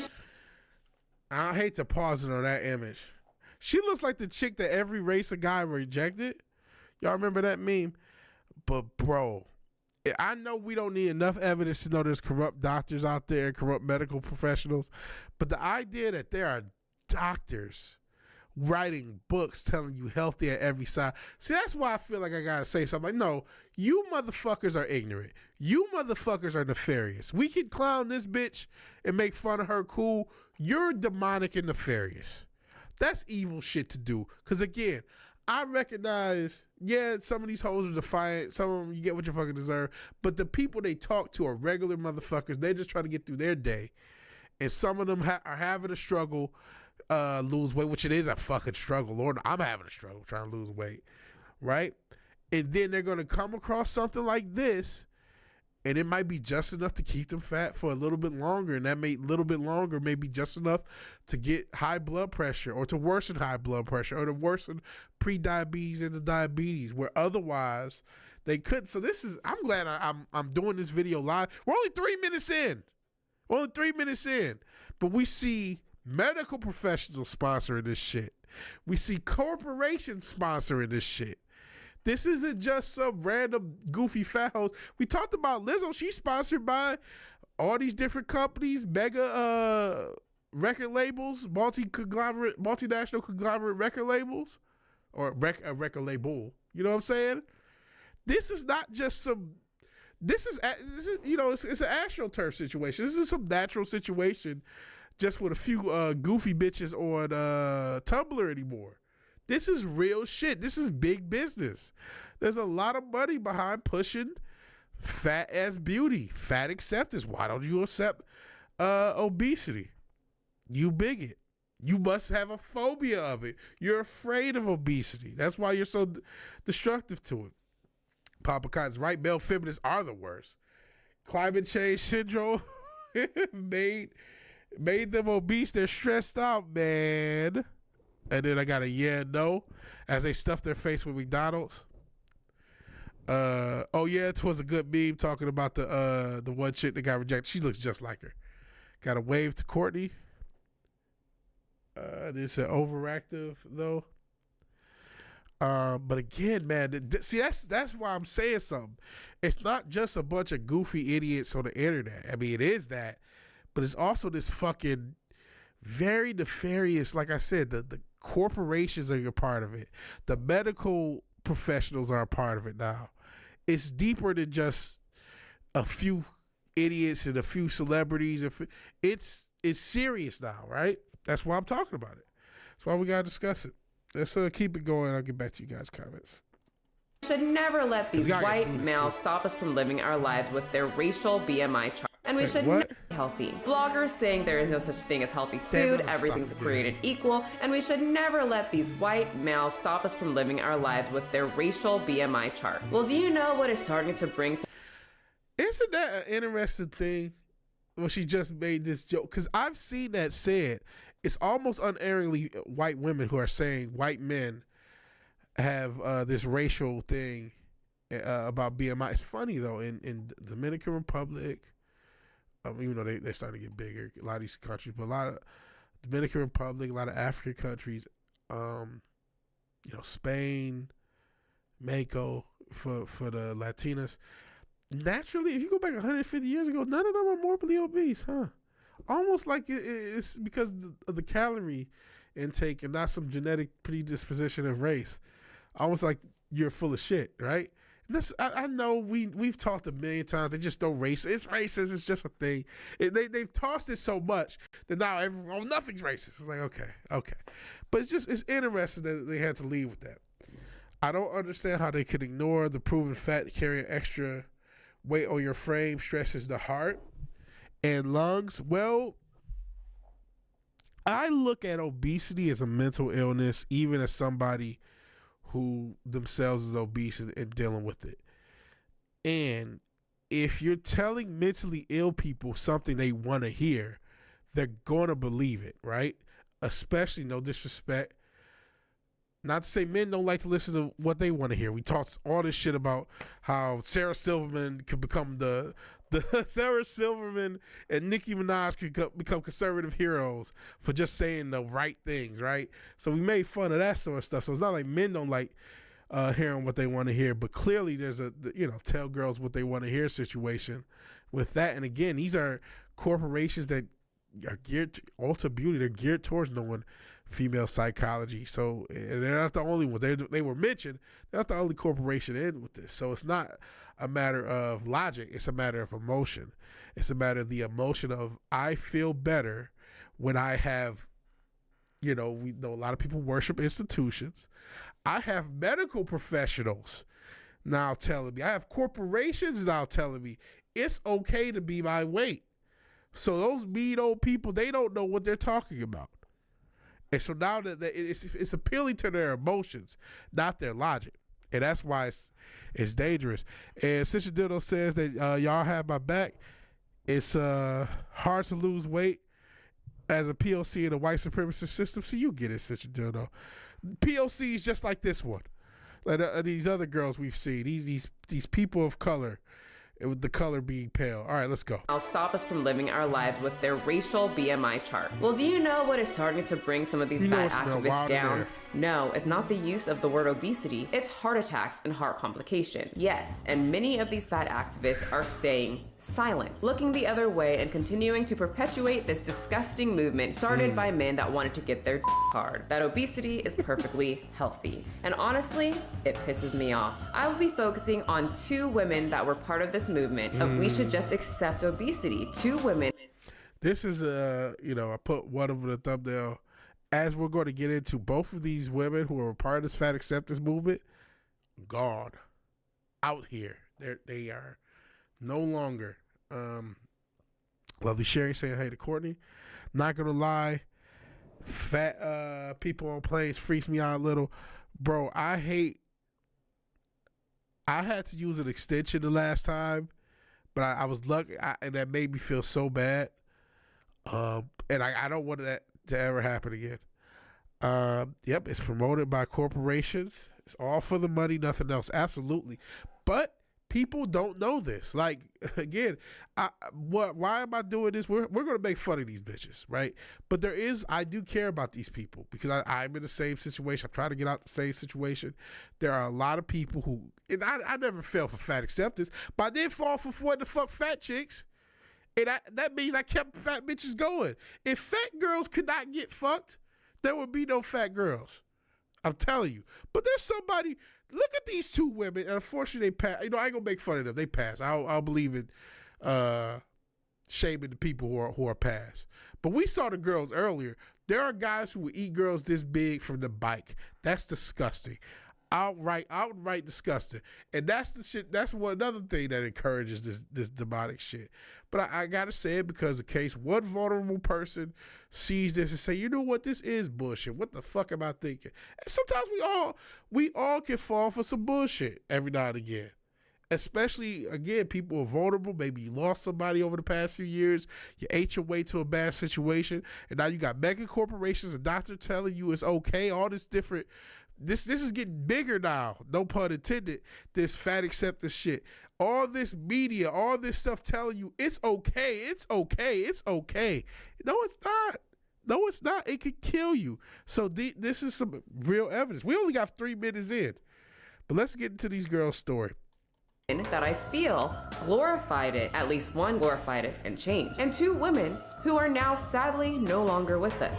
2 women that express their opinions in different ways, but I have different opinions on each one. Let's start. If you ever go down the weird lane of fat talk on TikTok, you will find there are many very young fat talkers who are dancing around expressing how obesity has not hindered. See, that's another thing. Look at these girls young. She is like probably what? This girl's probably 19, looking 35 already. Their life at all, and they can do anything a skinny girl can do. If you're a fat person who is not trying to... Look what I'm talking about. This is obese acceptance. I don't know if this is a man or a woman. Straight up. Straight up. Look at this shit. Ooh. Lose weight. I love you.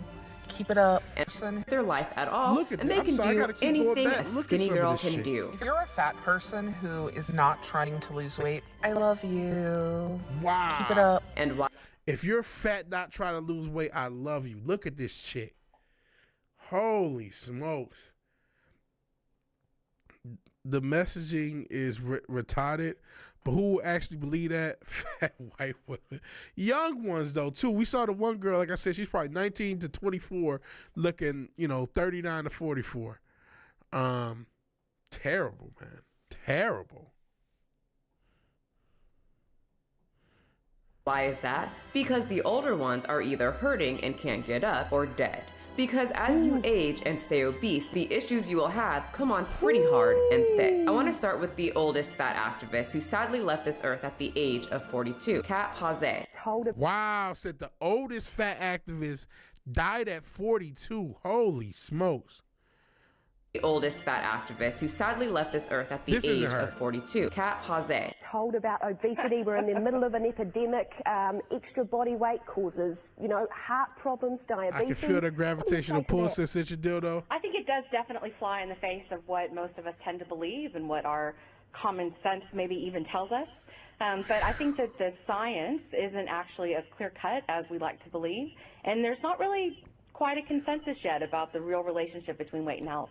Fat studies scholar at Massey University in Palmerston North. Her research and activism attract.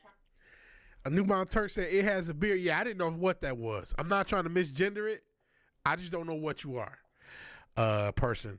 Okay, I'm parked, carrying my bags in. Be right back. All right, Courtney, we'll still be here. We got a lot to cover.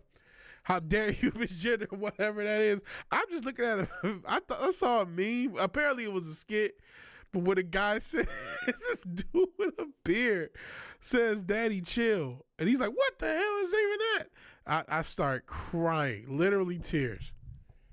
Got a half new Bob. Copium is a hell of a drug. It is a dangerous drug, bro. Copium kills. Copium kills. All right, let's see more of this chick. Remember, I don't want to make fun too much of her because she's not here no more. She's not here. This is now I may have to split this shit in not just the clips, but in sections. This person is not here. If you're a fat acceptance person, she's 42, she's gone. Doesn't matter what you said on TikTok, doesn't matter what you said on Instagram, she's not here anymore. Why is that? What reason? Is it climate change? Why isn't she here, fat acceptance advocate? Riddle me this. This is scary to me. Like, all jokes aside, this shit scares me. This shit scares me. I don't want to be this. That's why I have to get in shape now. This person's gone.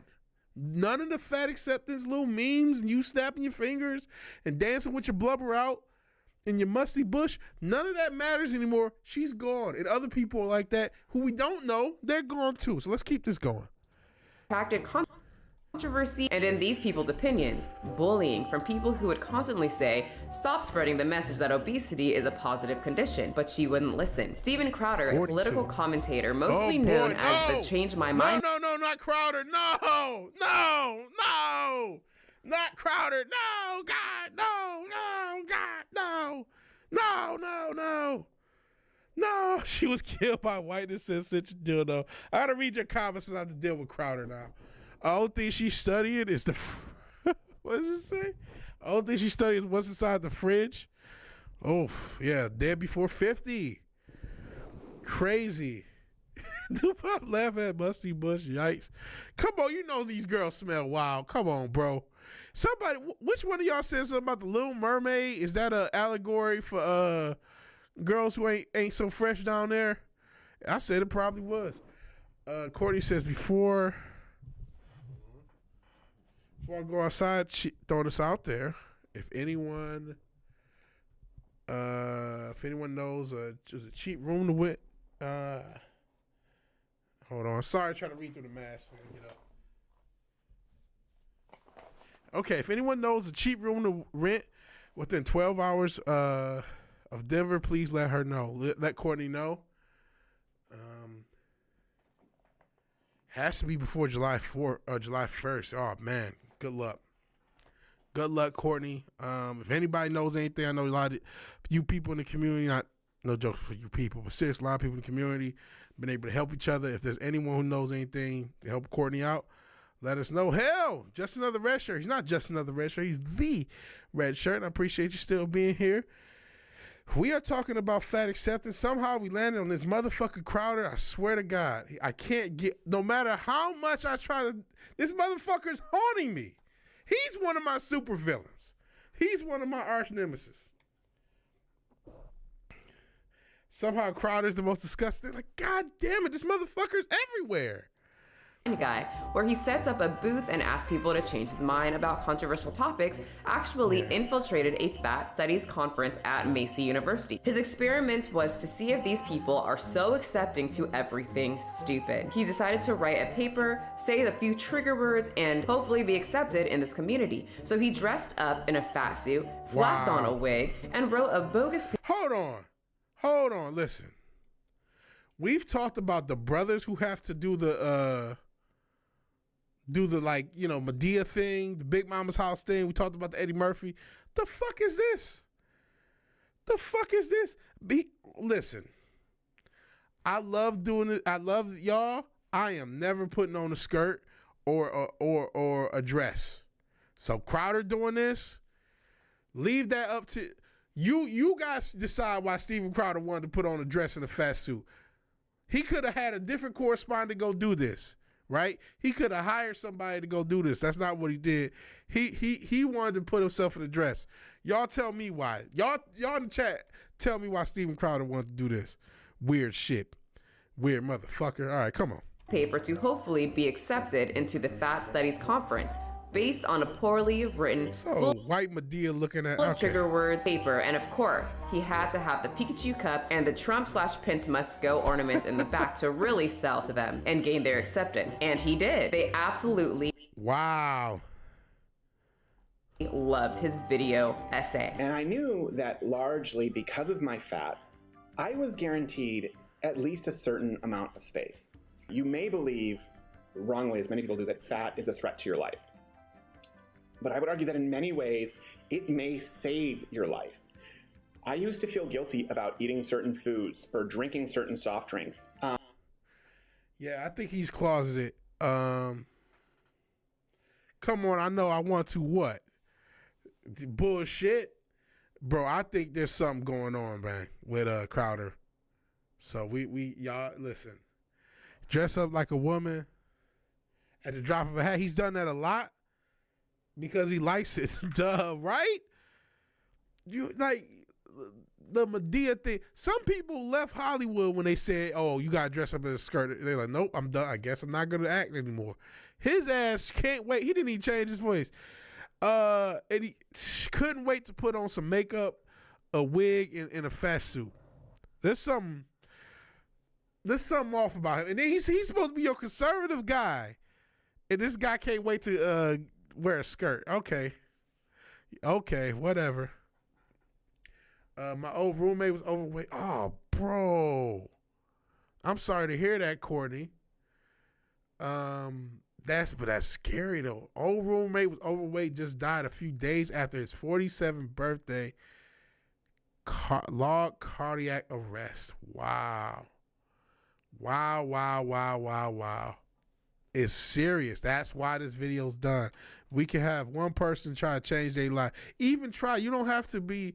One of the things I regret the most is I was at a weight that was way less than I am now. That still wasn't what I wanted to be. But I could have stayed there all day. I had the strategy for maintenance there. I could still eat regular, still go out to eat if I wanted to, and just fell off because out of some perfectionism. I ain't gonna lie. I couldn't get to the way it was, you plateau. I should have just maintained. If I'd just maintained, I'd be a much healthier person than I am now. So that's sad. And that's why I'm doing this. It's close to me. I am a big guy, and I gotta get this fucking weight off of me. This guy, again, y'all ain't gonna convince me ain't nothing, that Crowder's all cool, man. Something wrong with that motherfucker. But I don't anymore. Every scoop of Ben & Jerry's, or whatever your preferred food may be, I would like to see it restructured, and it should be seen as an act of resistance not only against homophobia, but against fat phobia. And guess whose fat studies conference this was? That's right, Kat Pazé, the woman who would rather have people feel beautiful than know the realities of obesity. A woman who dedicated her whole career to keep people under the impression that obesity is a good thing. A few weeks later, after Crowder's show... Real quick, shout out to the lovely Sherry. She said we follow the same fantastic people. I'm not secretly stalking you. Shout out to Red Shirt and Sherry. Shout out for thinking I'm a fantastic person. I don't know about that. I try. Let me see. Ex-husband. Let me see. Found him in BF. Okay. Yeah. What is it? Conservatives. I'm doing this as a joke. Like, I love having sex with heterosexual women, Crowder, right? There's something something's up with that, man. Dr. Pazé passed away. How long after this? The woman who would rather have people feel beautiful than know the realities of obesity. A woman who dedicated her whole career to keep people under the impression that obesity is a good thing. A few weeks later, after Crowder's show aired, Dr. Pazé passed away. They did not release the cause of death, but they said medical condition.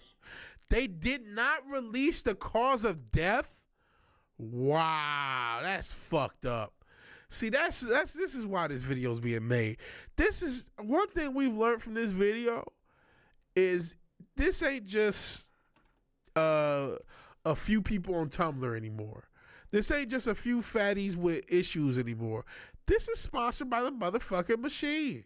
This is sponsored by some motherfuckers with money. We know Ulta Beauty and other people. That was the only one mentioned. Other companies sponsor this. We've seen ads where we sponsor the bigger, and it's always women, the fat women. This is, doctors. She herself was a doctor, medical professionals. The machine is sponsoring this fat acceptance thing, man. And it, we keep forgetting how many millions of people are in this country and on this planet, billions on this planet. So it's not something that has to affect most people. I think it was Papa Cotton mentioned it. Isn't it funny how all these things encouraged are lowering the population of the planet? It is funny, right? So you don't need fat acceptance to even 1%, right? If you have 1 million people relative to the population, that's less than 1%. That's still 1 million motherfuckers. So you can get less than 1% of the United States population, still get 1,000,005 people. That's 0.5? Not even. It's 350 million to almost 400 million people in this country, right? So if you can get 2 million people, you're still not at 1%, right? And so you don't need even 1% of the population to go with it. You just need a small percentage of mentally ill, damaged, and vulnerable people to go with it just a little bit. They don't even have to be full bore. They could just be softened up. Oh, we're in a different world. It's okay to be a little bit bigger now. Hi, Wild Turkey, of course, the fabulous Vigilante Williamson. Shout out to Fabulous, the rapper. That type of fabulous, not like fabulous. Gracie and Courtney, She's from New Zealand. Yeah, they are effed up in just New Zealand and Australia right now. They're really messed up. Just a fat tip. But you took this fat tip. No, but this is actually just the tip of the iceberg. That's the thing that's scary, man. There's a lot of machine pushing this shit. Which many are theorizing that they didn't release the cause of death. This person died because they're fat acceptance, showing you how powerful it is. They didn't release the cause of death. A few weeks later, after Crowder's show aired, Dr. Pazé passed away. They did not release the cause of death, but they said medical condition. Unreal. Which many are theorizing that it was an obese-related issue, but they don't want the exact cause getting out because of the work that she did, and many people on the internet can be ruthless. And if it was someone else who was just minding their own business and being fat who passed away, I would understand that. And you might be thinking that this is a very insensitive video, but I can't feel sorry for someone who promoted obesity but then dies at a pretty young age. I still, you know what? I'll be different because I gotta have more compassion, right? What did Batman say in Batman Begins? One of the few lines that makes sense. Right before he burnt down all the people he had trained with for years, and undoubtedly had relationships with and friendships. Right before he burnt down all their home and nearly killed most of them, he said, you know, compassion is something your enemies will lack, and that's why it's so important. All jokes aside from that scene and how little sense it made, I have to be, if I'm supposed to be Vigilante Williamson, I do need to be compassionate towards these people because, like, we can make fun of her. You guys don't have to feel sorry for her. That's your own business. This person is not as far off from the rest of us as we think. It's just that their vulnerability and the thing that fucks them up is now being accepted and pushed by the machine, by the powers that be. So that when the issues start, instead of being natural, oh man, I gotta lower the calories, I gotta do this, I gotta start walking, I gotta start do something. People like this say, "Oh, things are different now. I can be fat." And again, doesn't have to be most of us. Most of us are gonna say, "What the fuck? You're crazy," and crack jokes like we've been doing.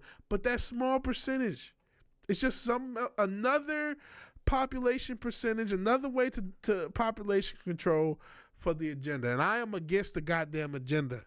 I am against the powers that be. That's one people I'm choosing as villains. 'Cause fuck them people. So you know what? Rest in peace to whoever this. She was a young lady. She's 42. It's only 7 years older than me. Sorry that you were misguided into this demonic bullshit, this demonic fetishism. And I'm sorry that you guided other people into this shit. Hopefully, if there's any positive of her death, that some people woke up, said, whoa, maybe there's something wrong. Because people are being brainwashed. We already got that stimulus of trauma-based mind control that was the past 3 years in this pandemic and all the destabilization and politics and all the bullshit that happened. And with such a massive traumatic stimulus, people are going to be more susceptible to the bullshit than they've ever been really in human history. So that's why I do feel sorry for this person. She was delusional and she was fooled by the machine. So let's keep it moving. From it. One thing that's really in vogue in the literature right now is we see a lot of articles about what they call the obesity paradox. And this is research that's finding that obese people and even morbidly obese people have just as good of health or sometimes even better health than people who are in the healthy weight ranges. I do feel sorry for the people who loved her because she seemed to be loved by many. It's too bad that she decided to be so stubborn when it comes to obesity and protecting her feelings that she died from the condition that she said was so beautiful and harmless. Allegedly, of course. I also want to remind anyone that is saying, well, she's passed away, we shouldn't talk about her. I disagree. We should. Because this is the end result of thinking you are. Okay, just reading your comments. Dildo says already like the compound time measure thing they're rocking. Thanks. Okay, something that no problem. Court. I'll be back in a bit. No worries. You could be Sebastian Bach in a bit. Whatever works. You can help the delusional. What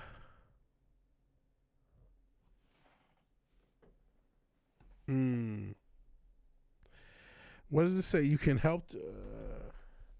You can help the delusional. You can even help the crazy, but you can't help the unwilling. That's true. That's true. And so we can try. We can try. I think that the reason some of these people are unwilling is because they've been lied to. They've been lied to.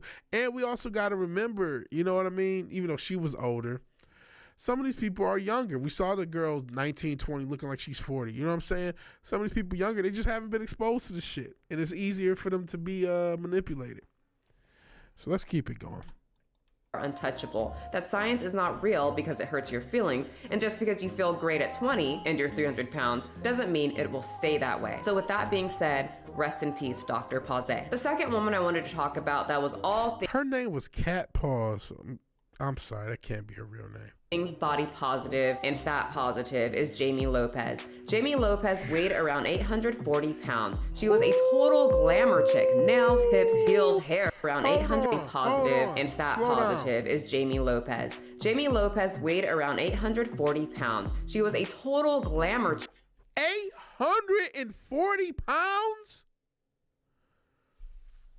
Oh, and I've seen this one. Because I remember she had the music video with all these ripped dudes and her big ass.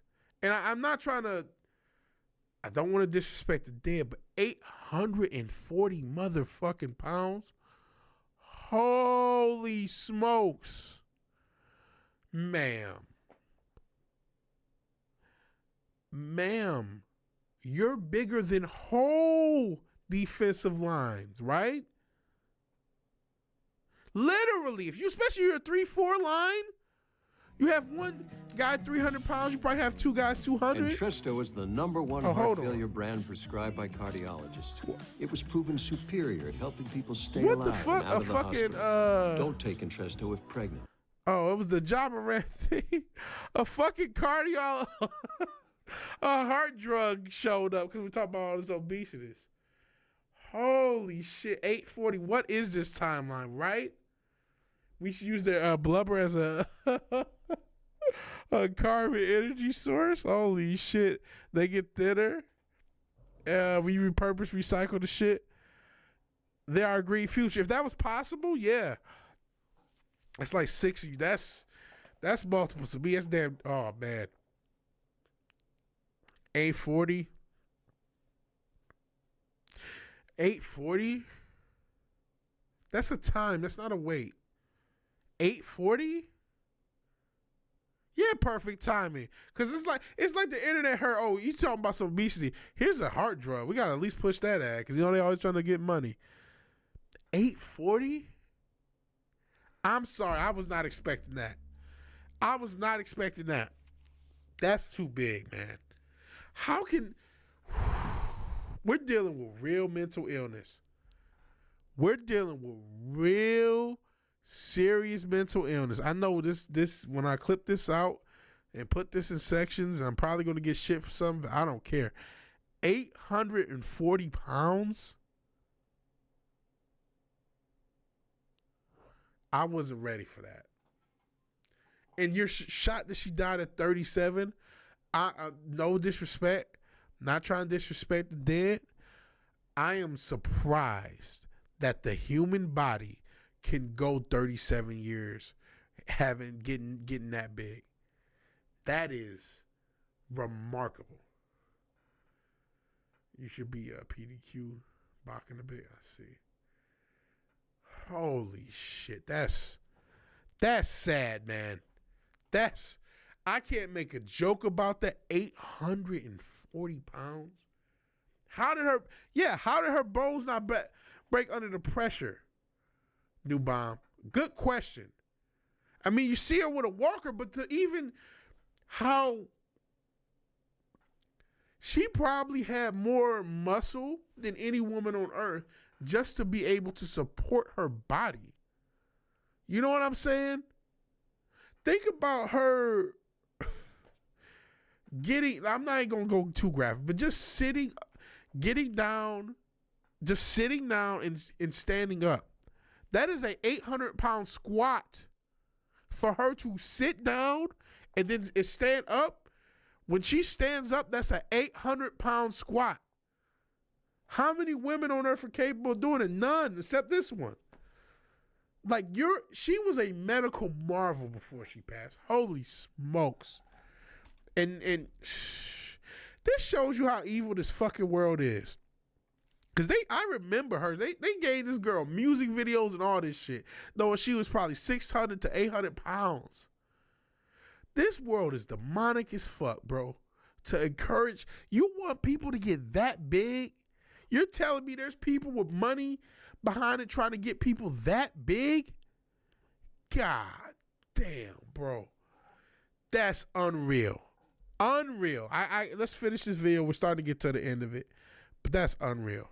Check nails, hips, heels, hair, honey. Love femininity. Loved getting her nails done. Well, one day she went into a nail salon and broke the chair. She was humiliated and they told her, sorry, we can't do your nails here. You can't come back when you're... So this is how I heard her story. So, I'm going to spoil it a little. She went to a nail salon, broke the chair, and then she started her own salon, catering towards bigger women. And then she, kind of became a small cult internet celebrity. And it was all fabulous until her fucking whatever. I don't know what caused the death was, the specific one. We know what the, source was, but, could have been a multitude of things. 840 pounds. That's unreal, man. This side. She felt horrible about this and started her own nail salon for morbidly obese women who wanted a safe place to get their nails done where they won't break chairs. Her career took off. She even scored a show on Super Size Salon on WeTV. Are you ready to go? And why she was sponsored by, she was on national TV. She was on national TV as a woman this big, catering towards women this big. Like I said, the whole machine is behind this shit. That's why it's evil. That's why somebody has to say something. I wanted to cover compassion. We came with a lot of jokes. As this goes on, it's so fucking disturbing. It's like, if you're somebody, again, young, whatever age you are, older, if you're 40, I've been big my whole life, you could change, man. You could change. You ain't got to go out like that. Oh, my God. Look like you about to just throw up everywhere. Because I'm terrified, Shannon. Come back. Man, fuck you, Purdue Global. We sit here trying to have a conversation, and because I don't have ad block, here you come to just spread your bullshit. Nobody's going to your jank ass school. Purdue Global. Fuck you. Okay.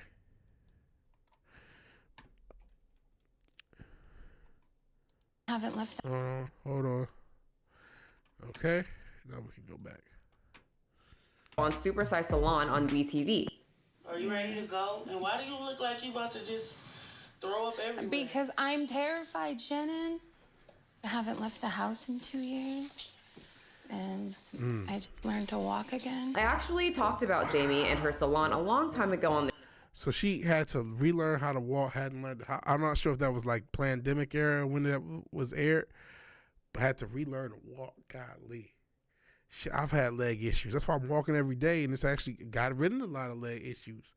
Working out, a lot of my back issues went away. To even stand is somewhat upright, somewhat a miracle. Yeah, it is, new mom. Yeah, it is. It's the chair's fault, obviously.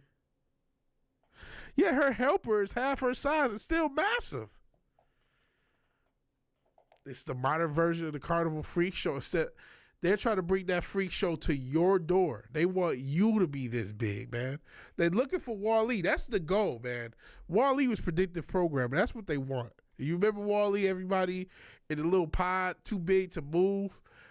That was supposed to be a cautionary tale. No, it was predictive programming, bro.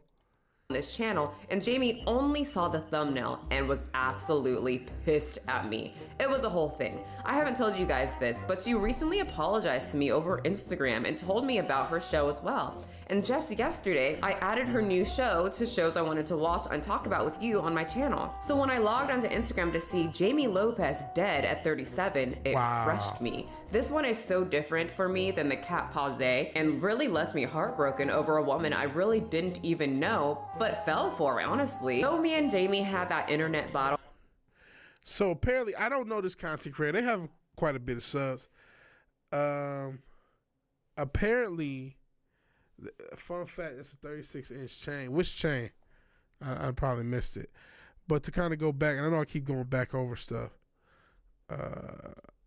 This person had a little back and forth with this content creator, and apparently they had some discussions right before she passed.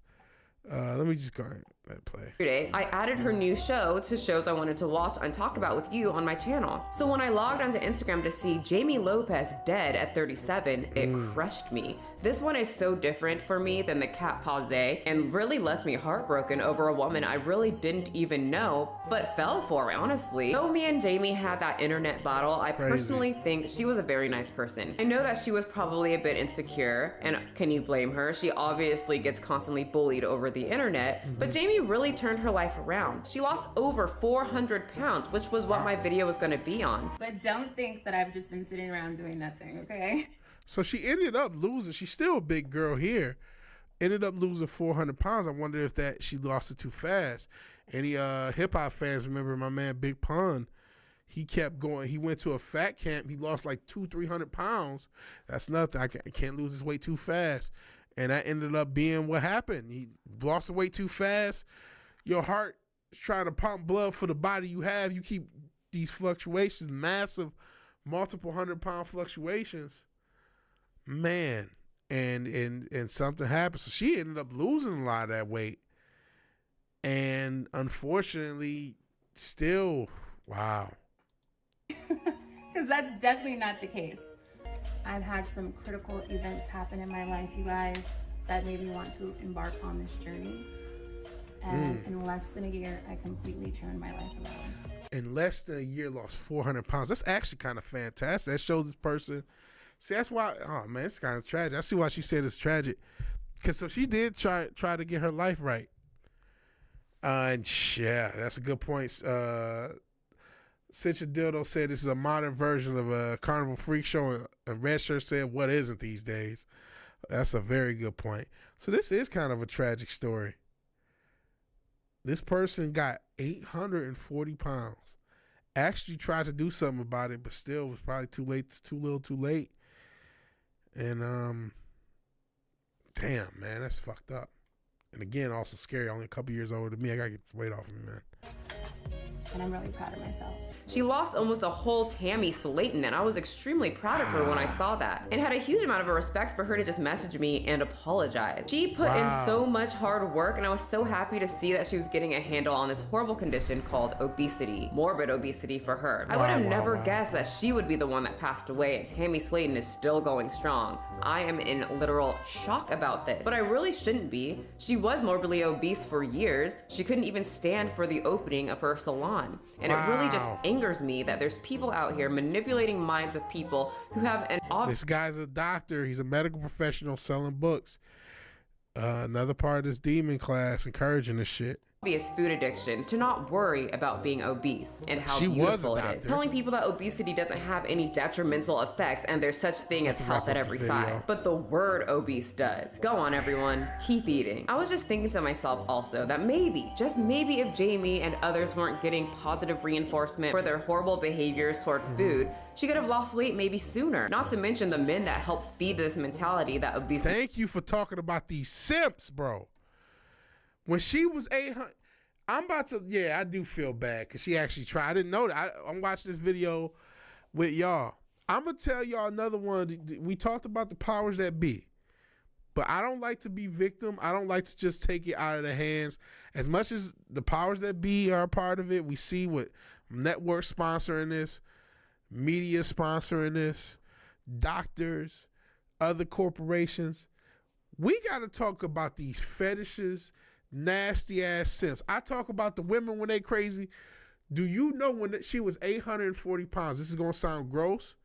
This is going to be real. There was somebody willing to eat it from the back, meaning eat it from the back for an 800-pound woman.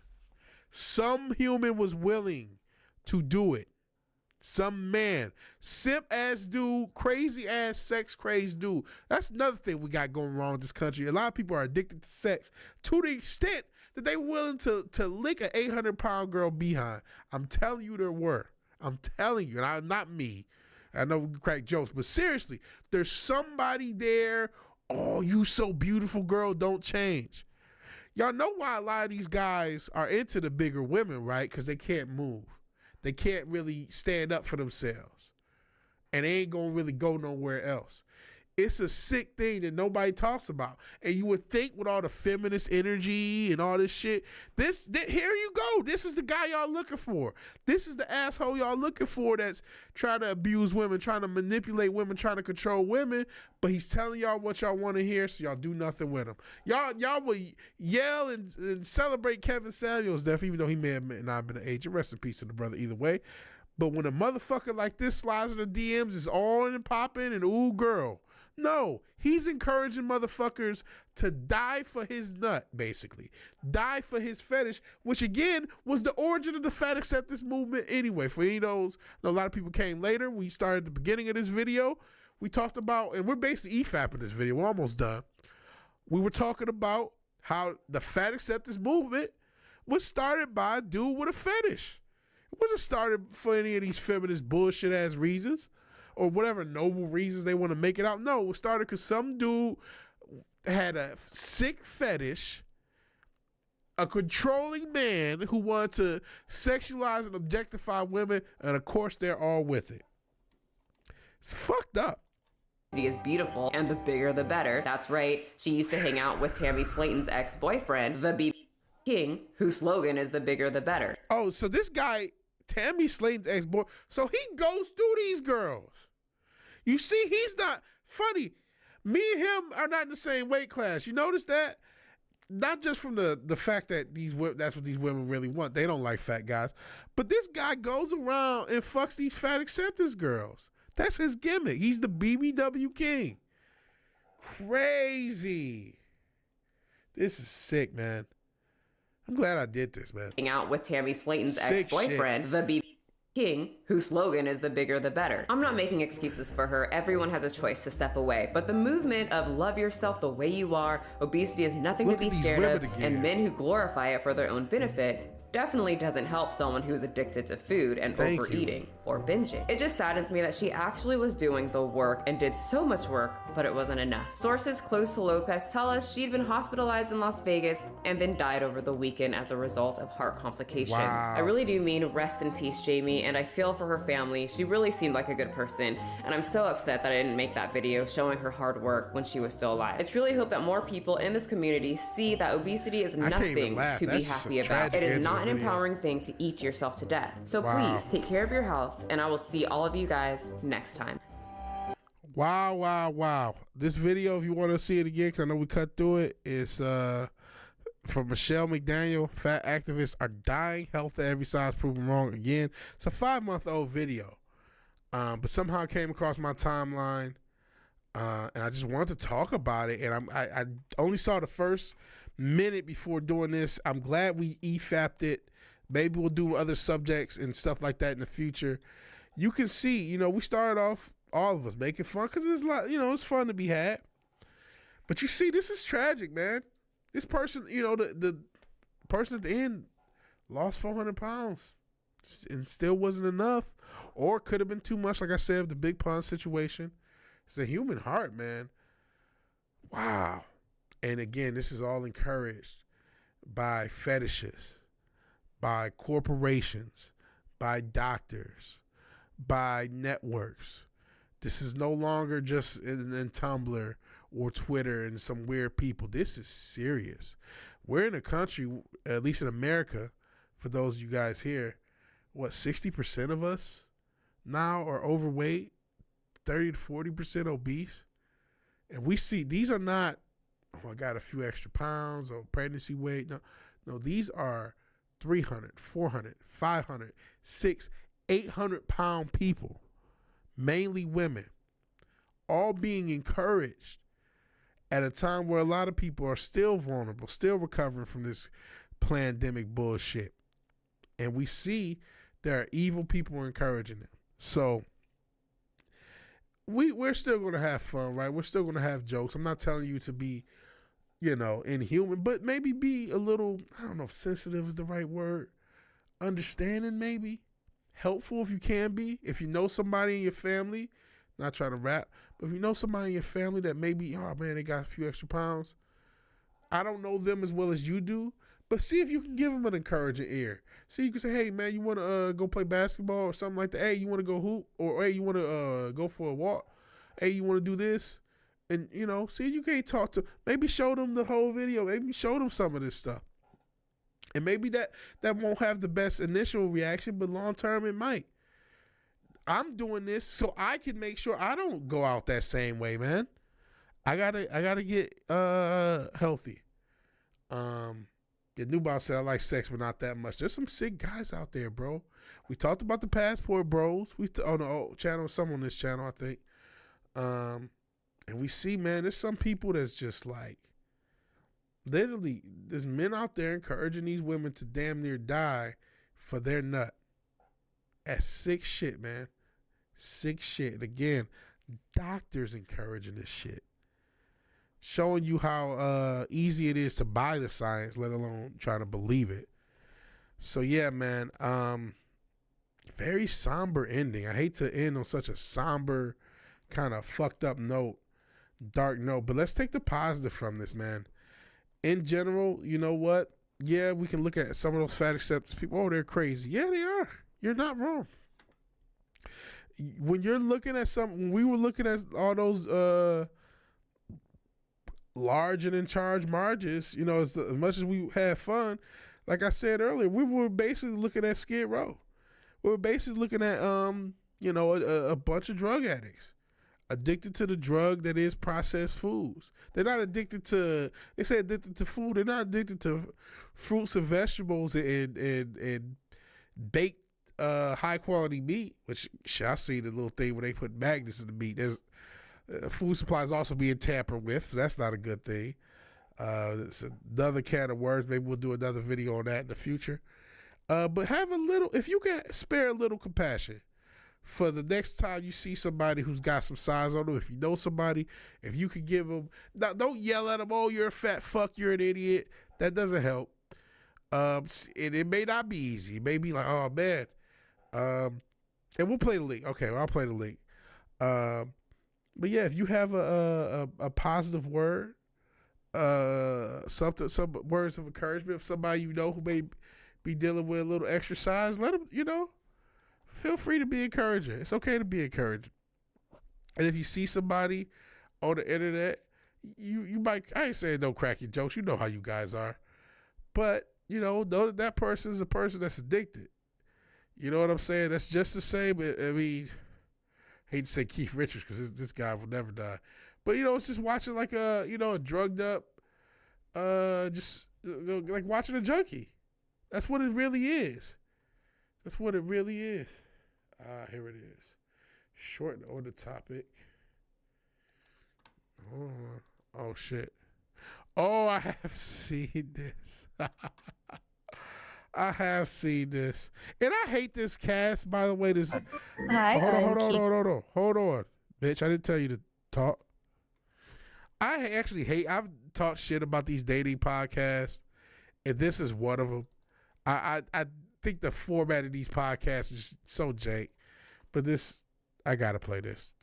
Try to lighten the mood. Hi, I'm Kiko. I'm 23. I go to UCSB, and I also bartend. You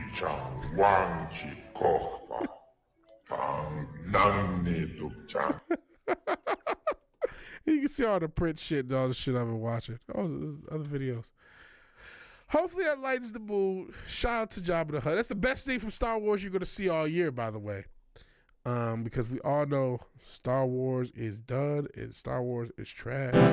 Hey, it's too loud, brother. Too loud. Let's turn you down a little bit. But we are ending. Okay, we are ending. Yeah, got the old theme back. Kind of somber theme for a somber show. Talked about a lot. It's a 2-hour plus show. The last hour was just this fat acceptance thing. They ain't more dangerous than you thought, right? Yeah, that is a horrible podcast. It's a horrible podcast. I can't watch it. The idea of just, okay, we're going to put a bunch of OnlyFans hoes and the nerds and some conservatives, it's just goofy. But that notwithstanding, we talked about the NBA, some of its bullshit, Ja Morant, the craziness with that. We talked about, what else did we talk about? I got the thing up here. Oh yeah, talked about trying to, part of me doing that video was trying to be a little bit more helpful. You know what I mean? I don't know if I succeeded. Maybe I cracked too many jokes. But like I said, if one person can get themselves together, hell, if it's just me, if that helps me get myself together, it's worth it. Talked about why Miles Morales is inevitable. And of course, we just did that hour plus EFAP, that video. Shout out to, I think the sister's name was Michelle McDonald. So all right, that is the end of this show. I appreciate everybody who showed up. We got a decent turnout. Thank you. We're going to clip this out. So if you like the video, please like the video. If you're so obliged to share and subscribe, please do that. But even if you do none of these things, thank you for watching. Thank you for your time. Good night and God bless. I will talk